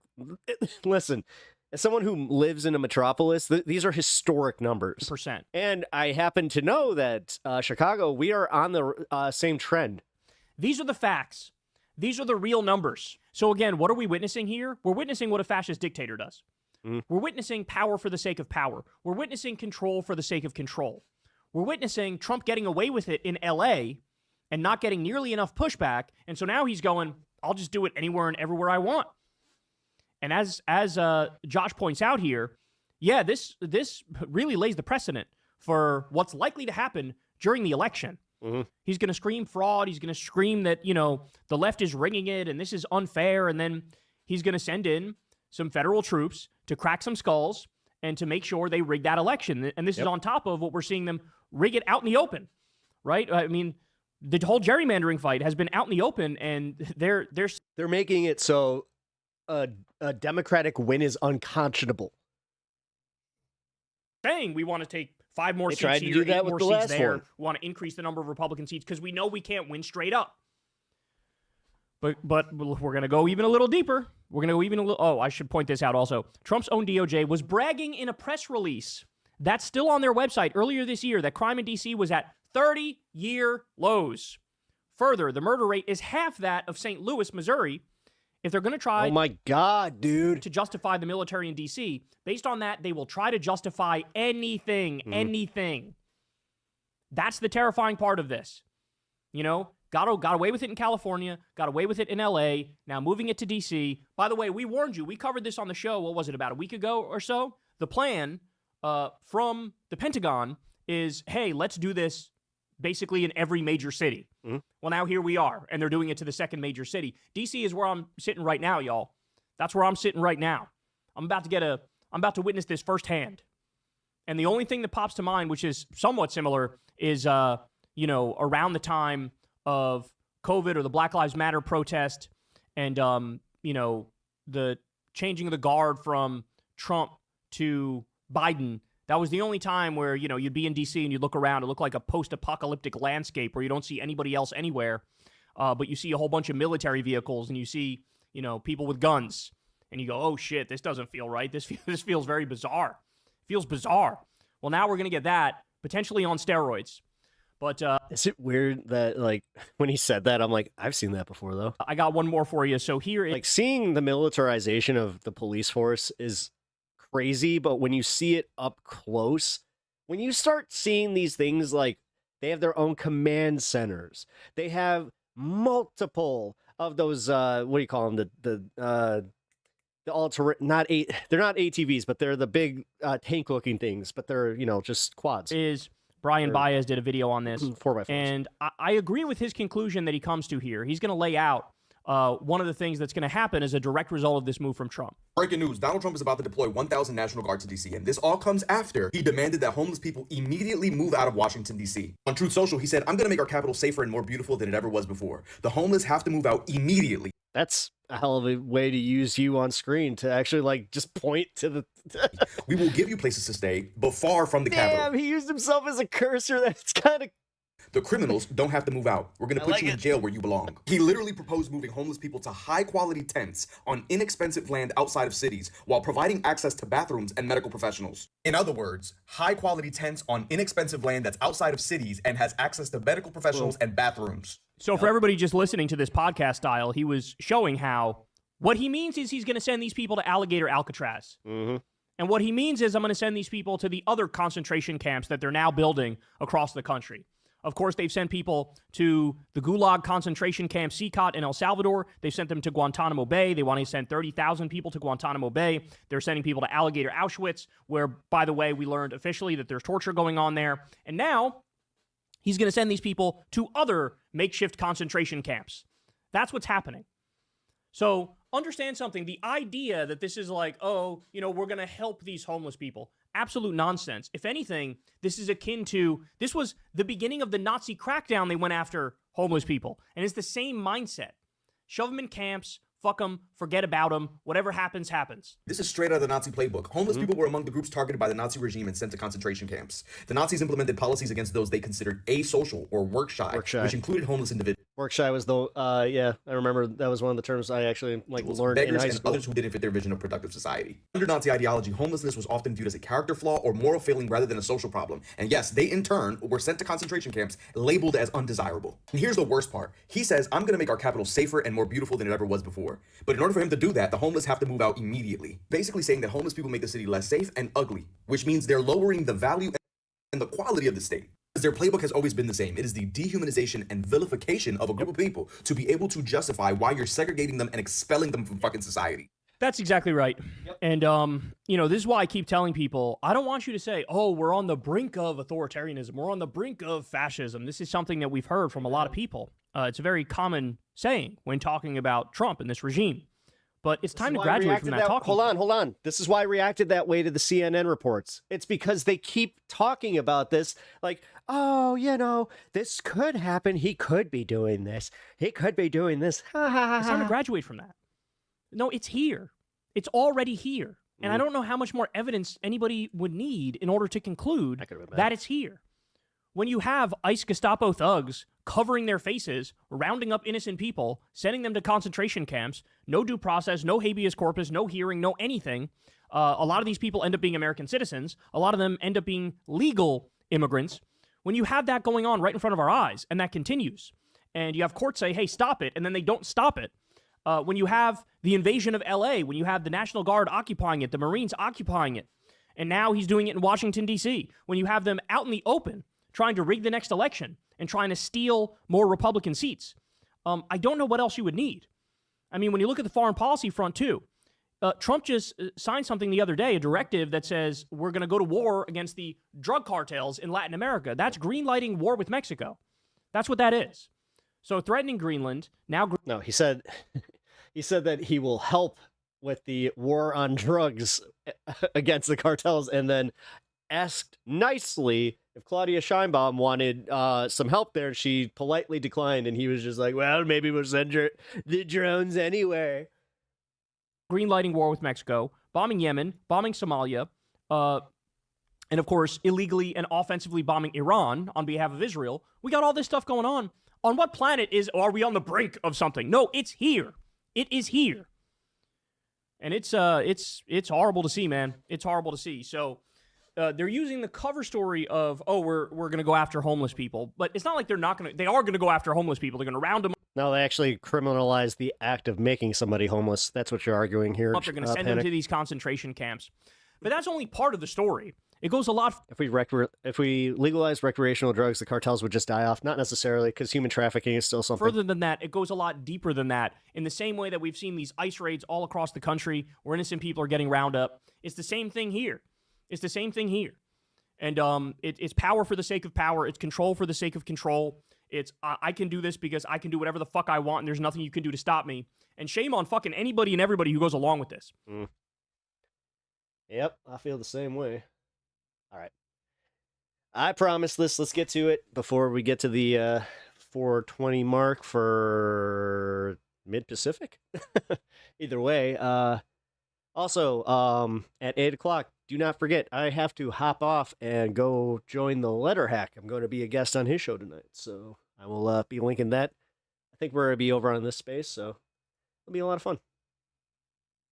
All right. Let's get to this. Sorry, I had to move that just because during that segment, it was a little harder to see. What the hell? It's actually center it.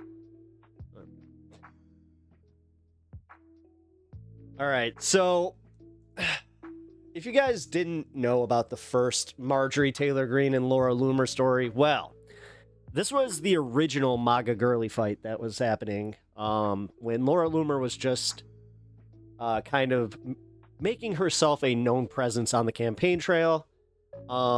She ended up on Air Force One, or no, not Air Force One, Trump Force One, that's right. And it was insinuated that she might have been there for, a reason. Something her and Monica Lewinsky might share in common, if you know what I'm talking about.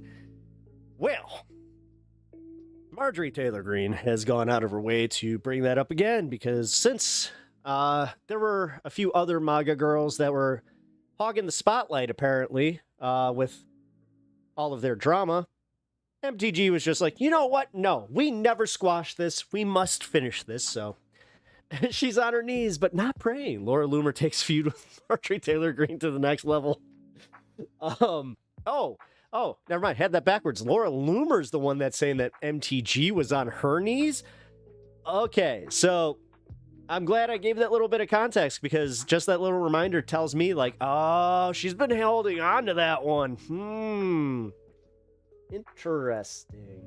Well, let's see, shall we? Man, they keep advertising these big ass hoodies to me. Gee, I wonder why. What's going on with that, guys? Far-right commentator Laura Loomer took the ongoing feud between herself and I always say Republican when I read that, and I hate that I do that. Representative Marjorie Taylor Greene, RGA, to the next level on Monday. Loomer and Greene, two longtime allies of President Donald Trump and conspiracy theory peddlers, both trading blows, are trading blows in public. Wow. Despite that, oh, Jesus Christ.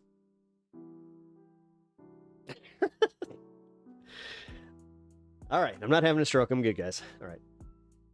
They are trading blows in a public dispute that began as a debate over United States' relationship with Israel, but has developed into something entirely... Oh, that's right! That's right!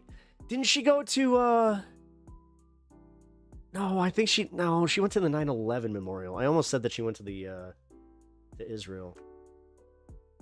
Last Friday, Loomer took exception to Greene's criticism of Israel. Dude, this is the sad part. I pre-read this. I'm having a bad time reading today. Not that it's always like, you know, I'm always the best at it, but Jesus Christ. MTG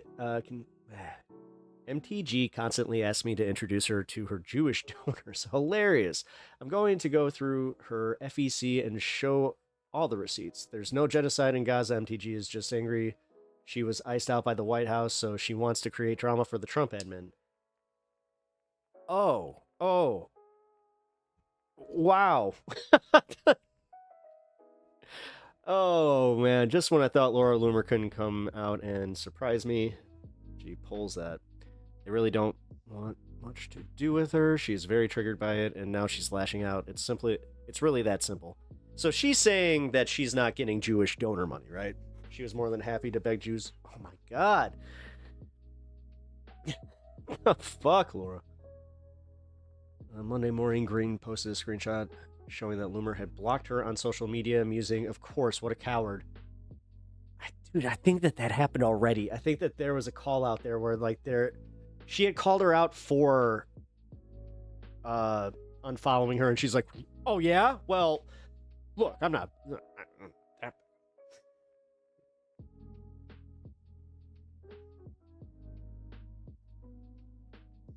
On Monday, Laura Loomer will lie about and slander the best people in order to rip apart other Republicans she is trying to destroy. She routinely lies about me.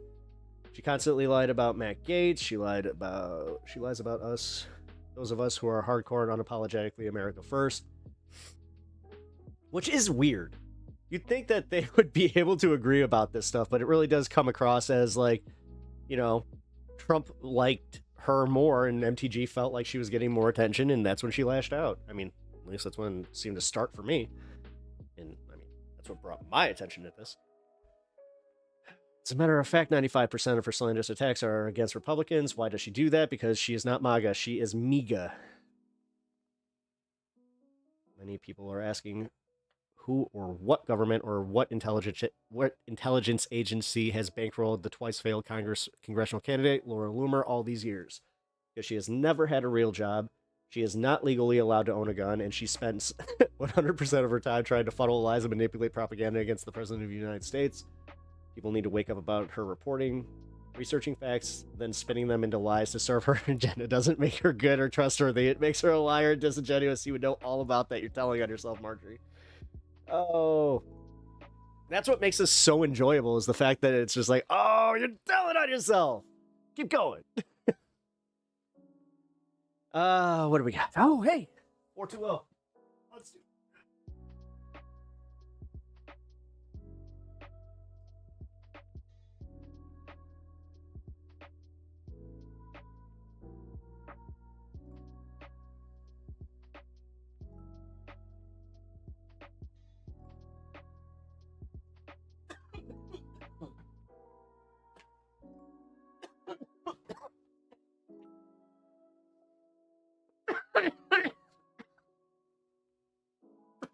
Man,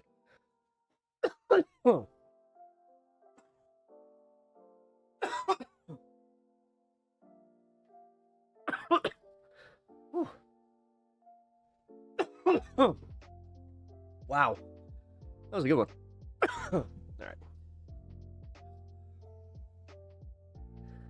Got to watch for mold, aphids, animals, H2O. So I have this problem where, you've seen me like try to, if I ever see like tiny little flies or like the fruit flies, like I have to take care of those because, yeah, you do not want those crossing over. Mold is a big one. It's actually kind of easy to avoid, but anyway. Sorry, guys. I saw your little conversation happening there. Loomer responded with another stem winder. A stem winder? That literally sounds like the name that you would, like, say about a bud. Where it's like, dude, check out this Northern Lights. It's a stem winder. Where it's just like, it, like, winds. My lord. Sorry, Peter Bell. Yeah, stem winder. You attacked me, at MTG, you attacked me, planted a story about me in the New York Times when Trump wanted to hire me in 2023. You made up lies because you couldn't stand the idea of another woman in the GOP having success. Kind of seems that way.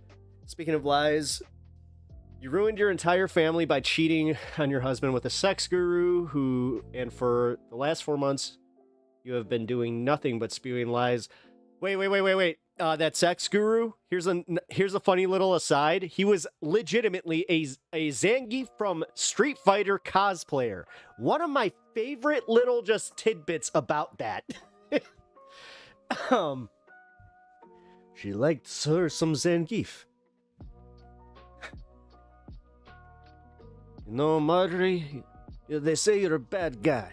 But you're not a bad guy. No, actually, Marjorie, you are a bad guy. You've been nothing but spewing lies about the Trump administration because you didn't get enough attention from the Trump administration. I've had you blocked since 2023 when you called the Trump campaign and smeared me. No, did you ever blocked? Because you guys did a lot of back and forth for having each other blocked. Just gonna say. And smear me with lies because as a member of Congress you engage in tortious interference and use your position to interfere with other people's employment. You're a dishonorable person, and now you're accusing me of being funded by the intelligence community that bankrolled my congressional campaigns when you yourself donated to my campaign. All right, that's kind of funny. You're a compulsive liar who abuses the seat in Congress to lie. I worked for a Fox News affiliate doing production work. That is a real job. Yeah.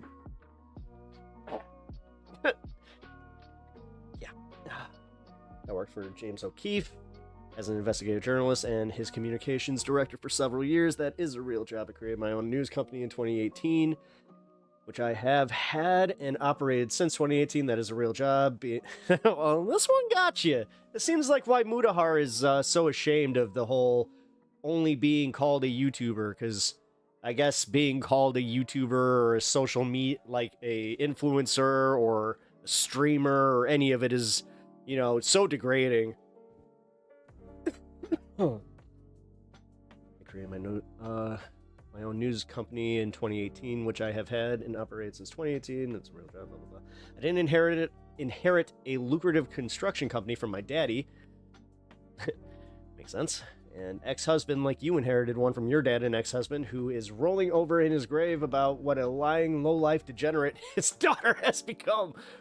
Ooh, bringing the dead parents into it now. That's a she goes below the belt. Hit her in the gut. Ooh. You know, the same ex-husband who divorced you because you couldn't stop bending over for multiple men. You those CrossFit gyms where you had all your many affairs. And she also had questionable technique as far as her little ninja, what do you call it? The American Ninja Warrior, the fucking whatever.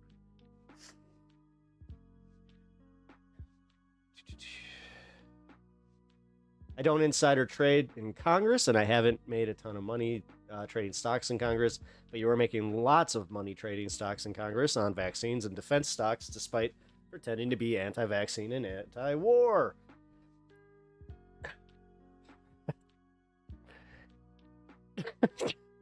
The fact that she said she was an investigative journalist and she may have just done an oopsie, I did a journalism. Because, I mean, that's just gonna say. I work for everything I have. I started my own media company, and now I have a successful research team. You don't get to... that was a threat. That was a threat. Oh my god, Laura. She's so, like... This is the one thing about her, is, like... She's very coded in her language, but it's obvious what she's saying because of how coded in her language she always has been. So, like, right there, I have a successful research team. That's a threat. I catch ghosts?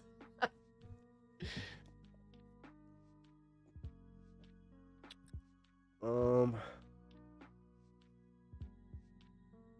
don't get to take my many accomplishments away from me because you are crashing out over leaving the GOP. Wow. I mean, she said it, ladies and gentlemen. Apparently, Marjorie Taylor Greene is leaving the GOP.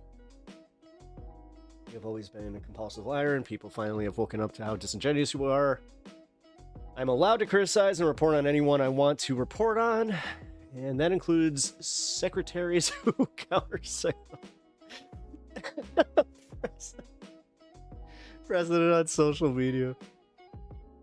You're okay with people who counter-signal Trump because you do that every single day, which is why now you have to pander to neo-Nazis who go around accusing Trump of being controlled by a foreign government for relevancy. Whoa, whoa, whoa, whoa, whoa, whoa, whoa. Now, okay. All right. Got lost here. Who are the new neo-Nazis that are accusing Trump of being controlled by... Whoa. Oh, no. She's saying that the QAnoners are... Whoa, Rift and MAGA. The thing is, they're always telling on themselves a little bit, because for every time that we see them as like this giant entity that is just in lockstep, there's so much infighting happening that we don't see, because we don't go to these events. We don't see this shit. And even when like our side does, they're looking to get their like clips and all that shit. They're not looking at like, again, they're not looking for the girl that's getting fingered in the lobby of a fucking, Marriott.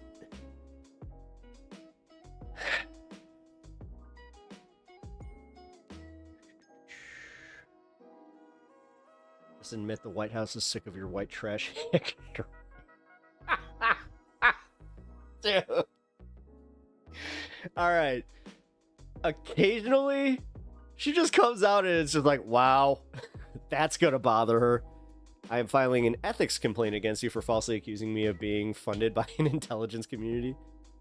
That is an abuse of your power. Just because you are consumed by your rage and jealousy doesn't mean you get to go around lying and accusing private citizens of being intelligence agents. No! She said that unironically? No, she had to know that she's full of shit there. She has to. There's no way that left her, went from brain to possibly mouth, because I could see her being one of those types that's when she's writing this, she's just like, and so I... Oh shit, okay. Half-hour mark here, so I gotta finish this up. Alright, so yeah. I ran for Congress as a grassroots candidate and funded every penny I raised by... and fundraised every penny I raised by myself by campaigning 18 hours a day and knocking on over 100,000 doors while being banned on every social media site. Trump also voted for me and publicly tweeted support for my campaign. They're trying to accuse me of being an Israeli agent with zero evidence because you have become so consumed by your hatred of Jews, everyone can see it. Call yourself a Christian while you wreck your marriage like a whore and lie out of here we go. Lie out of bloated horse face. Ah, she could have written that better. Like a whore and lie out of bloated. Yeah, she did mistype it. Bloated horse face, which has permanent damage from your years of alleged steroid use. Oh, she's. Oh, then actually, you know what? She got a little bit of that, Mickey Rourke syndrome. She got, yeah. I look like a Neanderthal. I was part of MAGA long before you ever ran for Congress. Oh, those flies are just talking about. As the White House opportunist hooker you have always been, enjoy your increasing irrelevancy march. She followed up with a screenshot of a Daily Mail story from 2021 about Green allegedly cheating on her with a tantric sex guru and a manager of her gym. Dude, there he is! There he is! There he is! This is Zangief! Holy shit! Yes! Oh, alright.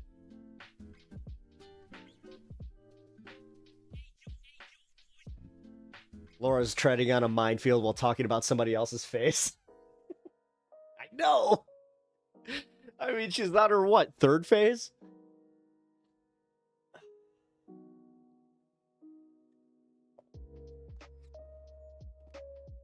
You know what?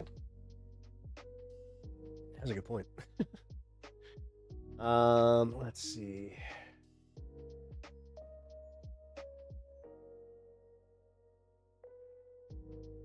Well, that's that. MTG isn't Christian. How do you call yourself a Christian? Blah, blah, blah, blah, blah, blah, blah. Oh, wait. Yeah, MTG isn't a Christian. How do you call yourself a Christian when wearing a cross while getting bent over backwards inside a gym by every man who isn't your husband? She's on her knees, all right, and not praying for God. She never wants to talk about this. I wonder why.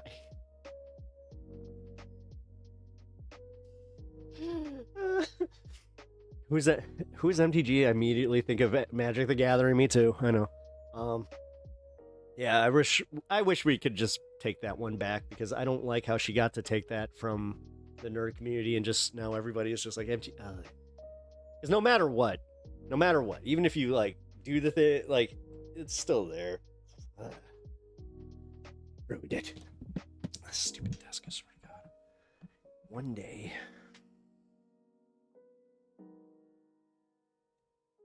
Yeah, for those wondering, I never did order that new desk. I've just been rocking this broken leg for...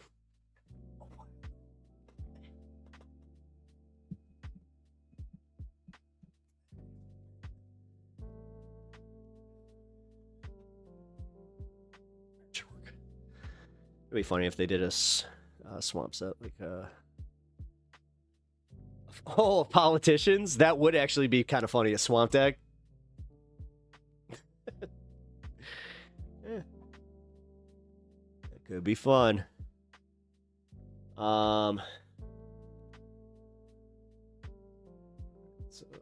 Trump's in the National Guard, we did that.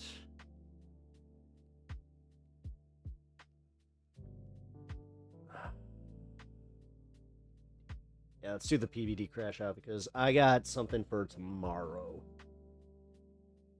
There was a caller on MR that brought up a topic that I want to cover, but I'm not going to have time to get to it tonight. So let's watch this fun little video about the PVD crash out, where apparently like the entire crew is crashing out, and for too lazy to try to just like kind of move to PVD. I hate to say this, guys, but I think that like some of the MAGA dudes that were, how do I say this? Like they watched these guys, they watched Tim Pool, but they're starting to pivot away from that and just a little more to the left. But yeah, we'll see. But I have noticed, like, guys like Too Lazy to Try doing a little bit more of these types of call-outs, and then on top of it, their politics in general seem to be kind of shifting, so Nice to see. I can't believe that you would associate with Andrew Tate. I can't believe that you would talk to Candace Owens. Oh, yeah? Shut the f up. This is what we do. We talk to people. We hear the truth. That's a regular thing for us. The reason why I'm getting upset at Adam is I'm asking specifically, stop dropping F-bombs. I've asked him so many times. I don't like it. My bad, sir. Because when I do other things, guest says it, guest says it. Kids are watching us. People want to put their kids in front of this. I'm not a fan of that. I've told you this hundreds of times privately. Now you're forcing me to say it to you publicly. That's fair. All right. Adam, Dad just told you, Adam. So the PBD. Adam. I don't think that you're going to get back up from that, Adam. The podcast Adam. drama continues. This time we have Adam having a complete meltdown. That's what I got to find. Hold after on. spending all night partying in Vegas.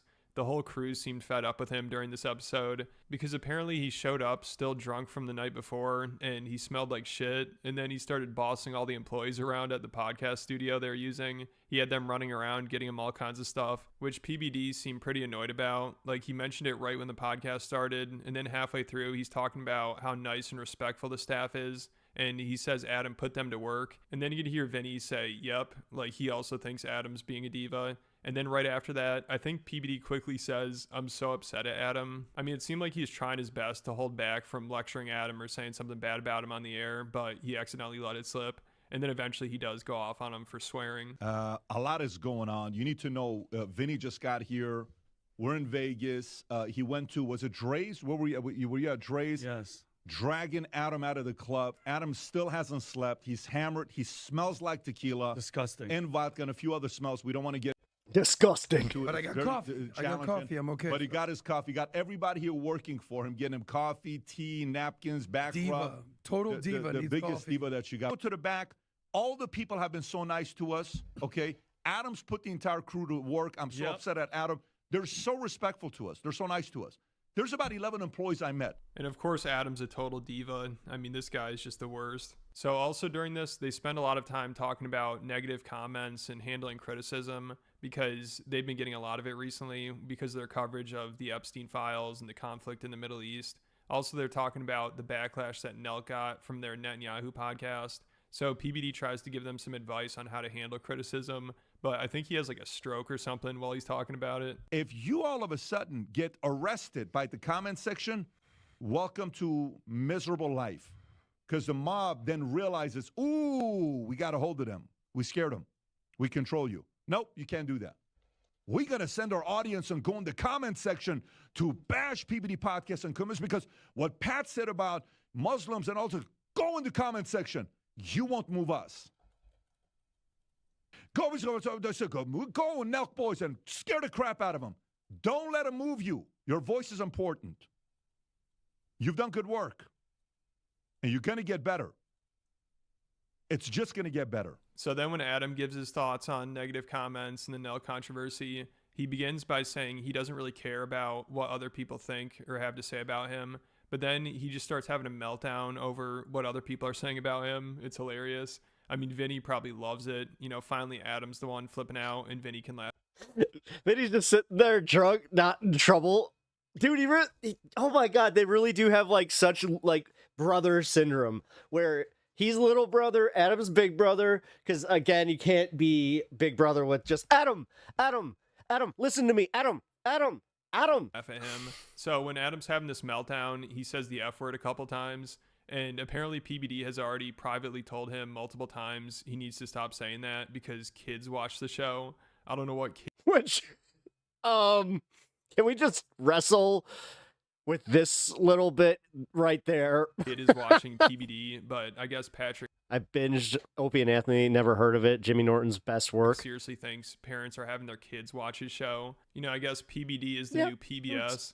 Like Good bits, at one bad point, bits. Patrick is talking about how Uncle Paul would, I don't know, the Uncle Paul bit it got old. Coding is the new career path people should be choosing. And he's like, listen up, parents and kids. Kids, if you're watching this, 8 to 17 years old, pay attention to this story. Parents, this is for you. Listen up. Share it with your kids. Kids, if you're listening, I want you to pay attention to this story. If you're 10 to 17 years old, even 8 to 17 years old, pay attention to the story. Go, Nelk boys. And I think Patrick got the idea that he could get a younger audience because he said they're out to eat the night before, and he saw some kids watching shows on iPads while their parents were getting hammered. And he probably thought, you know, if these kids are watching shows at dinner, they might as well be watching the PBD podcast. At least that's some That's not how that goes, dude. Nobody cares about this shit. educational content. You know, you can learn about the Epstein files and P. Diddy. We're at dinner last night having sushi. The table right next to us. What did you see, Vinny? 3, 4 iPads, kids sitting there. Big One ass kid had a screen. freaking, like, he had an antenna, Yeah. headphones, everybody's on, and the parents are just getting drunk. Completely Like, I checked out. respect The that. kid might as well. This is when he actually you can mark this. This is when he might see like a decline in his influence and empire, is because he's not happy where he's at. He doesn't want to build at where he, like, this is the problem with these motherfuckers. Well, been on Mars. And this is the one story that Adam like, dude, you have to understand that you're not gonna win that market, and you shouldn't want to. really wanted to talk about. Also, as somebody who does, you know, do this on YouTube, yeah, man, you might want to look into the TOS on that about and how you register your channel, because if you got kids watching your show like that, you might have bigger problems. Don't know why sex toy infiltrates second WNBA game. Nice. Fevers. Yeah, so this show is just the best. Like, you'd think this is a parody. You know, PBD's all worried about swearing on his show because kids are watching, but also he starts talking about sex toys. And I think also PBD believes his kids would find this podcast interesting because he said his kid was I think we talked about this story, and I couldn't even keep my composure. I was just like, God damn it. And was fascinated by the conversation they're having. So he really seems to believe he can get a younger audience watching his show. But Adam's holding them back because he just can't stop saying the F word. I mean, it's so funny PBD gets all upset about that. But then when Adam's defending P. Diddy and saying he didn't really do anything wrong, he doesn't have much to say about it. So at first you could tell Adam's trying his best to avoid saying the F word. But then he says, shut the fuck up to the haters. And he looks at PBD and does like a double take because he probably got a look from him. So then after that, he says, shut the F up. But then he keeps getting more fired up about it. And eventually he's like, are you fucking kidding me? And PBD has to cut him off. Most people are obsessed with other people's opinions. Most people. I'm literally are cutting off the imprisoned segment to by watch a George other people's Costanza. thoughts Fuck and this. feelings. Most people are trying to keep up with the Joneses. Sorry. Free yourself Still from the getting the prison content. of what other people think. I've learned this the hard way. Apparently. The hardest thing to do is not give a flip about what other people have to say. Let's put these things in order. Number one, keyboard warriors. Adam, you suck. Don't. At this point, But some of them water are off my right back. about Doesn't you. matter. No, I'm just kidding. Doesn't matter to me. Number two, do you know how many friends I have? Friends that go, I can't believe you voted for Trump. I can't believe you would sit down with Nick Fuentes. We've tried to I can't establish with believe that Democrats you would complete associate failures. We've with tried to Andrew Tate. I can't believe that you would talk to Candace Owens. Oh, yeah? Shut the fuck up. This is what we do. We talk to people. We hear the truth. Oh, thank you for subbing, Squish. I appreciate that. Closest friends and family. 8 months. Look at There's that. friends and family in my life. Why do you do this? Why do you travel? Why do you have to go this? Why do you do this? You could also shut the F up, because this is what we do. Thank God, I'm going to give PBD a shout out, that we have a leader with a backbone who does, He does look don't nervous. apologize. He looks We had so a nervous. situation recently where they Adam, they Oh want my God. you to apologize. No, you don't have to. This is what we do. When you have conviction and you stand for something, you don't have to go anywhere. As far as what the Nelk boys did, I think they're great. I think Kyle's a nice dude. They should have done better. To read a comment and say, wow, we interviewed Bibi Netanyahu, the modern day Hitler. Oh, okay, that's fair. Really, bro? Is that actuality the reality? Bibi Netanyahu is the modern day Hitler? Modern day Hitler? Are you freaking kidding me? And to the whole camp that goes, well, you can't criticize Israel. What's the one country you can't criticize? Are you fucking kidding me? Adam, all like, I at hear, this point, bro. Sorry. This all is the I third hear, time, man. It's like sorry. we had dinner last night talking this about upsets me because all No, I hear. I understand. No. Because all I hear is He that doesn't you want to can't get called out criticize on air Israel, right now. And all I hear are "F you." I don't die, care. Jew, No. kill yourself. These are two separate things. I'm sorry. I'm fired up here. But when half the world hates you, deal with it and get tough.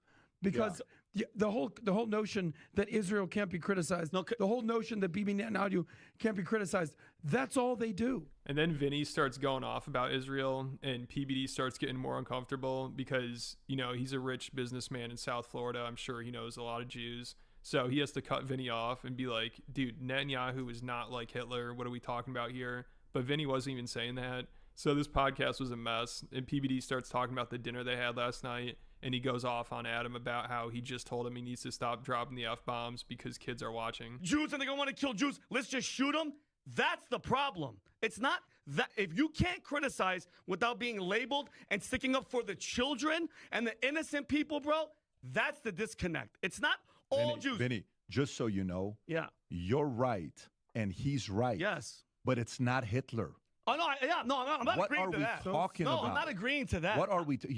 I want to make sure you qualify that. Oh, yeah, 1,000%. We're not talking about Hitler. Absolutely not. We are talking about just criticizing somebody who is a true believer in his cause. His name is Bibi, and it's not your cause. Yes. And you can disagree with them. Yes. But to all of a sudden have that category as here, that's ridiculous. Oh, that's what's going on. No, that's a horrible comparison. And by the way, over here, last night, my son, we go to, I don't want to say where we had dinner. So last time we had dinner, how cool was that conversation at dinner? Amazing. Amazing. It was like. You didn't want to say where they had dinner because they're in Vegas. It's one of those spots where even if you got money, you probably ain't going. And Tico is standing just going like this and watching Tom. He ain't going to Margaritaville. And by the way, listening to Tom at these types of dinners, I'm telling you, you get so much smarter just listening to Tom with his experience of faith, and then Adam and Tom talking about, what it is to be a Jew and Christianity, and then you jumping in there and just back and forth, all of us. It was such a great dinner. That's a regular thing for us. The reason why I'm getting upset at Adam is this guy makes Brian Tyler call. I'm asking specifically, stop dropping F-bombs.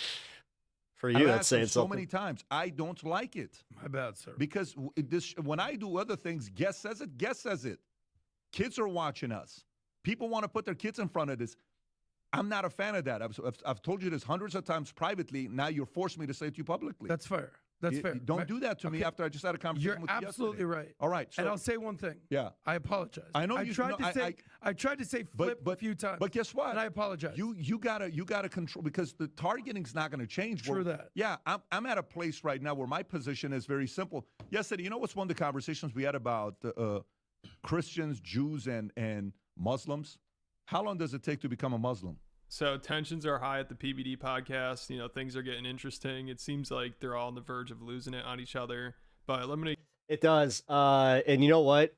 Too lazy. Funny enough, Panic, you were just bringing up Opie and Anthony. Opie and Anthony had a similar vibe when they were about to blow up. Because, now this is the real stuff that's coming out. And when you start bringing out the stuff that's they had it at a dinner, he dressed him down kind of like he's like his kid. I don't know. Which again, I love the fact that they purposefully, or they kind of put themselves in that dynamic with PBD, where it's it is a very dad and his sons kind of thing. What's up, bud?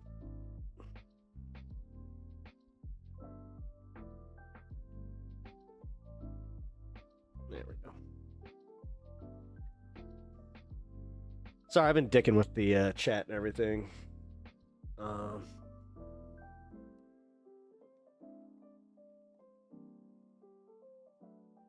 guys. So in 10 minutes, I'm going to be heading to the letter hack. I will let you guys know exactly where. I'm not sure if it's on his personal channel, or if it's on this letter hack. All right, cool. It's not this space. We're going to be on the letter hacks channel tonight. Hell yeah. Looking forward to it. I like how you know. Thank you.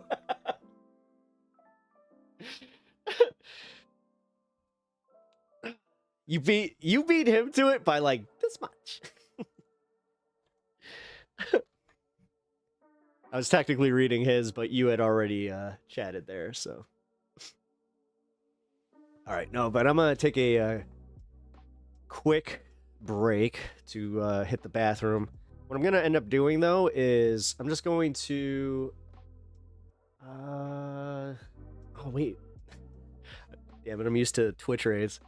I guess I'm not going to raid his channel necessarily, but we're all just, you're all going to do the walkover with me. This is going to be again, speaking of Opie and Anthony, if you guys listen, we'll do the walkover where you guys, it's just it's a quick little hop over to his channel. I'll make sure that it's, spam linked in the chat there. So, all right, yeah. But I might have to hop off at the 5-minute mark, so I'm going to go do, actually, yeah, no, that's the way we're going to do this. I'm going to just carry you guys with me.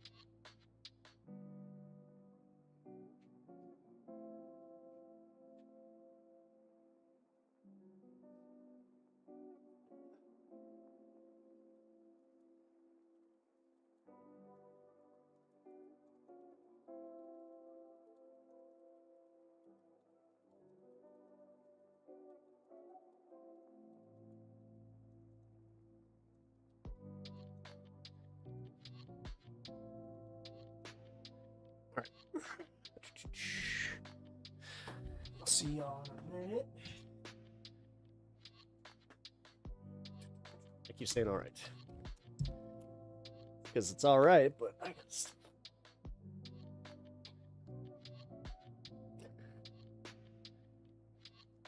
Yeah.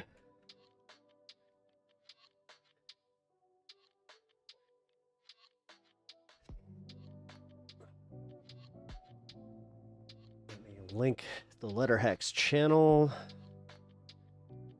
And then we will head on over there. And then it should start in about 5 minutes. So I'm going to do my outro.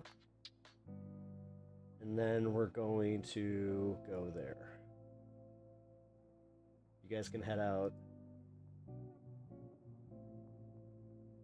All right. Does he have a waiting room?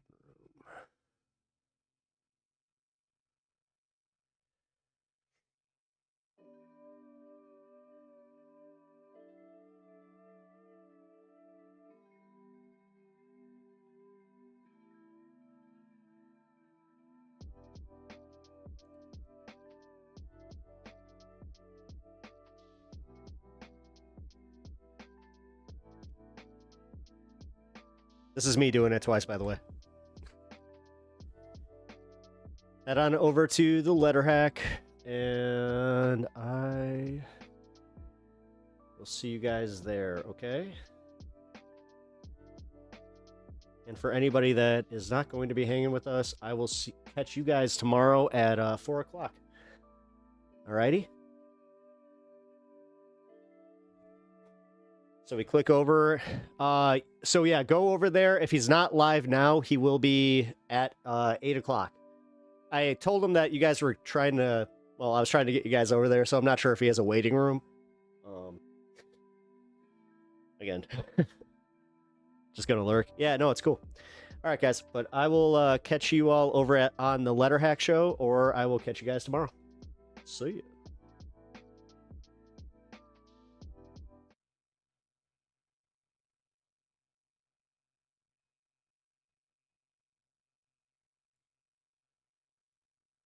Who the heck is Pep Talks? I'm not gay, but I fantasize about Marco Rubio. Pep talks. Pep talks. Pep talks. Let's eradicate the Kung Flu. I'm literally coming. Pep talks. Pep talks. Who the heck is Pep Talk? They want our women. They want our children. Pep talk. Sometimes no means yes. Grab them by the pep talk. Grab them by the Marco Rubio. Obama is a racist. Pep talks. I'm literally coming. I'm literally coming. Pep talks. We found weapons of mass destruction. My fellow Americans, it has been confirmed today from pep talks that we are indeed all high on politics.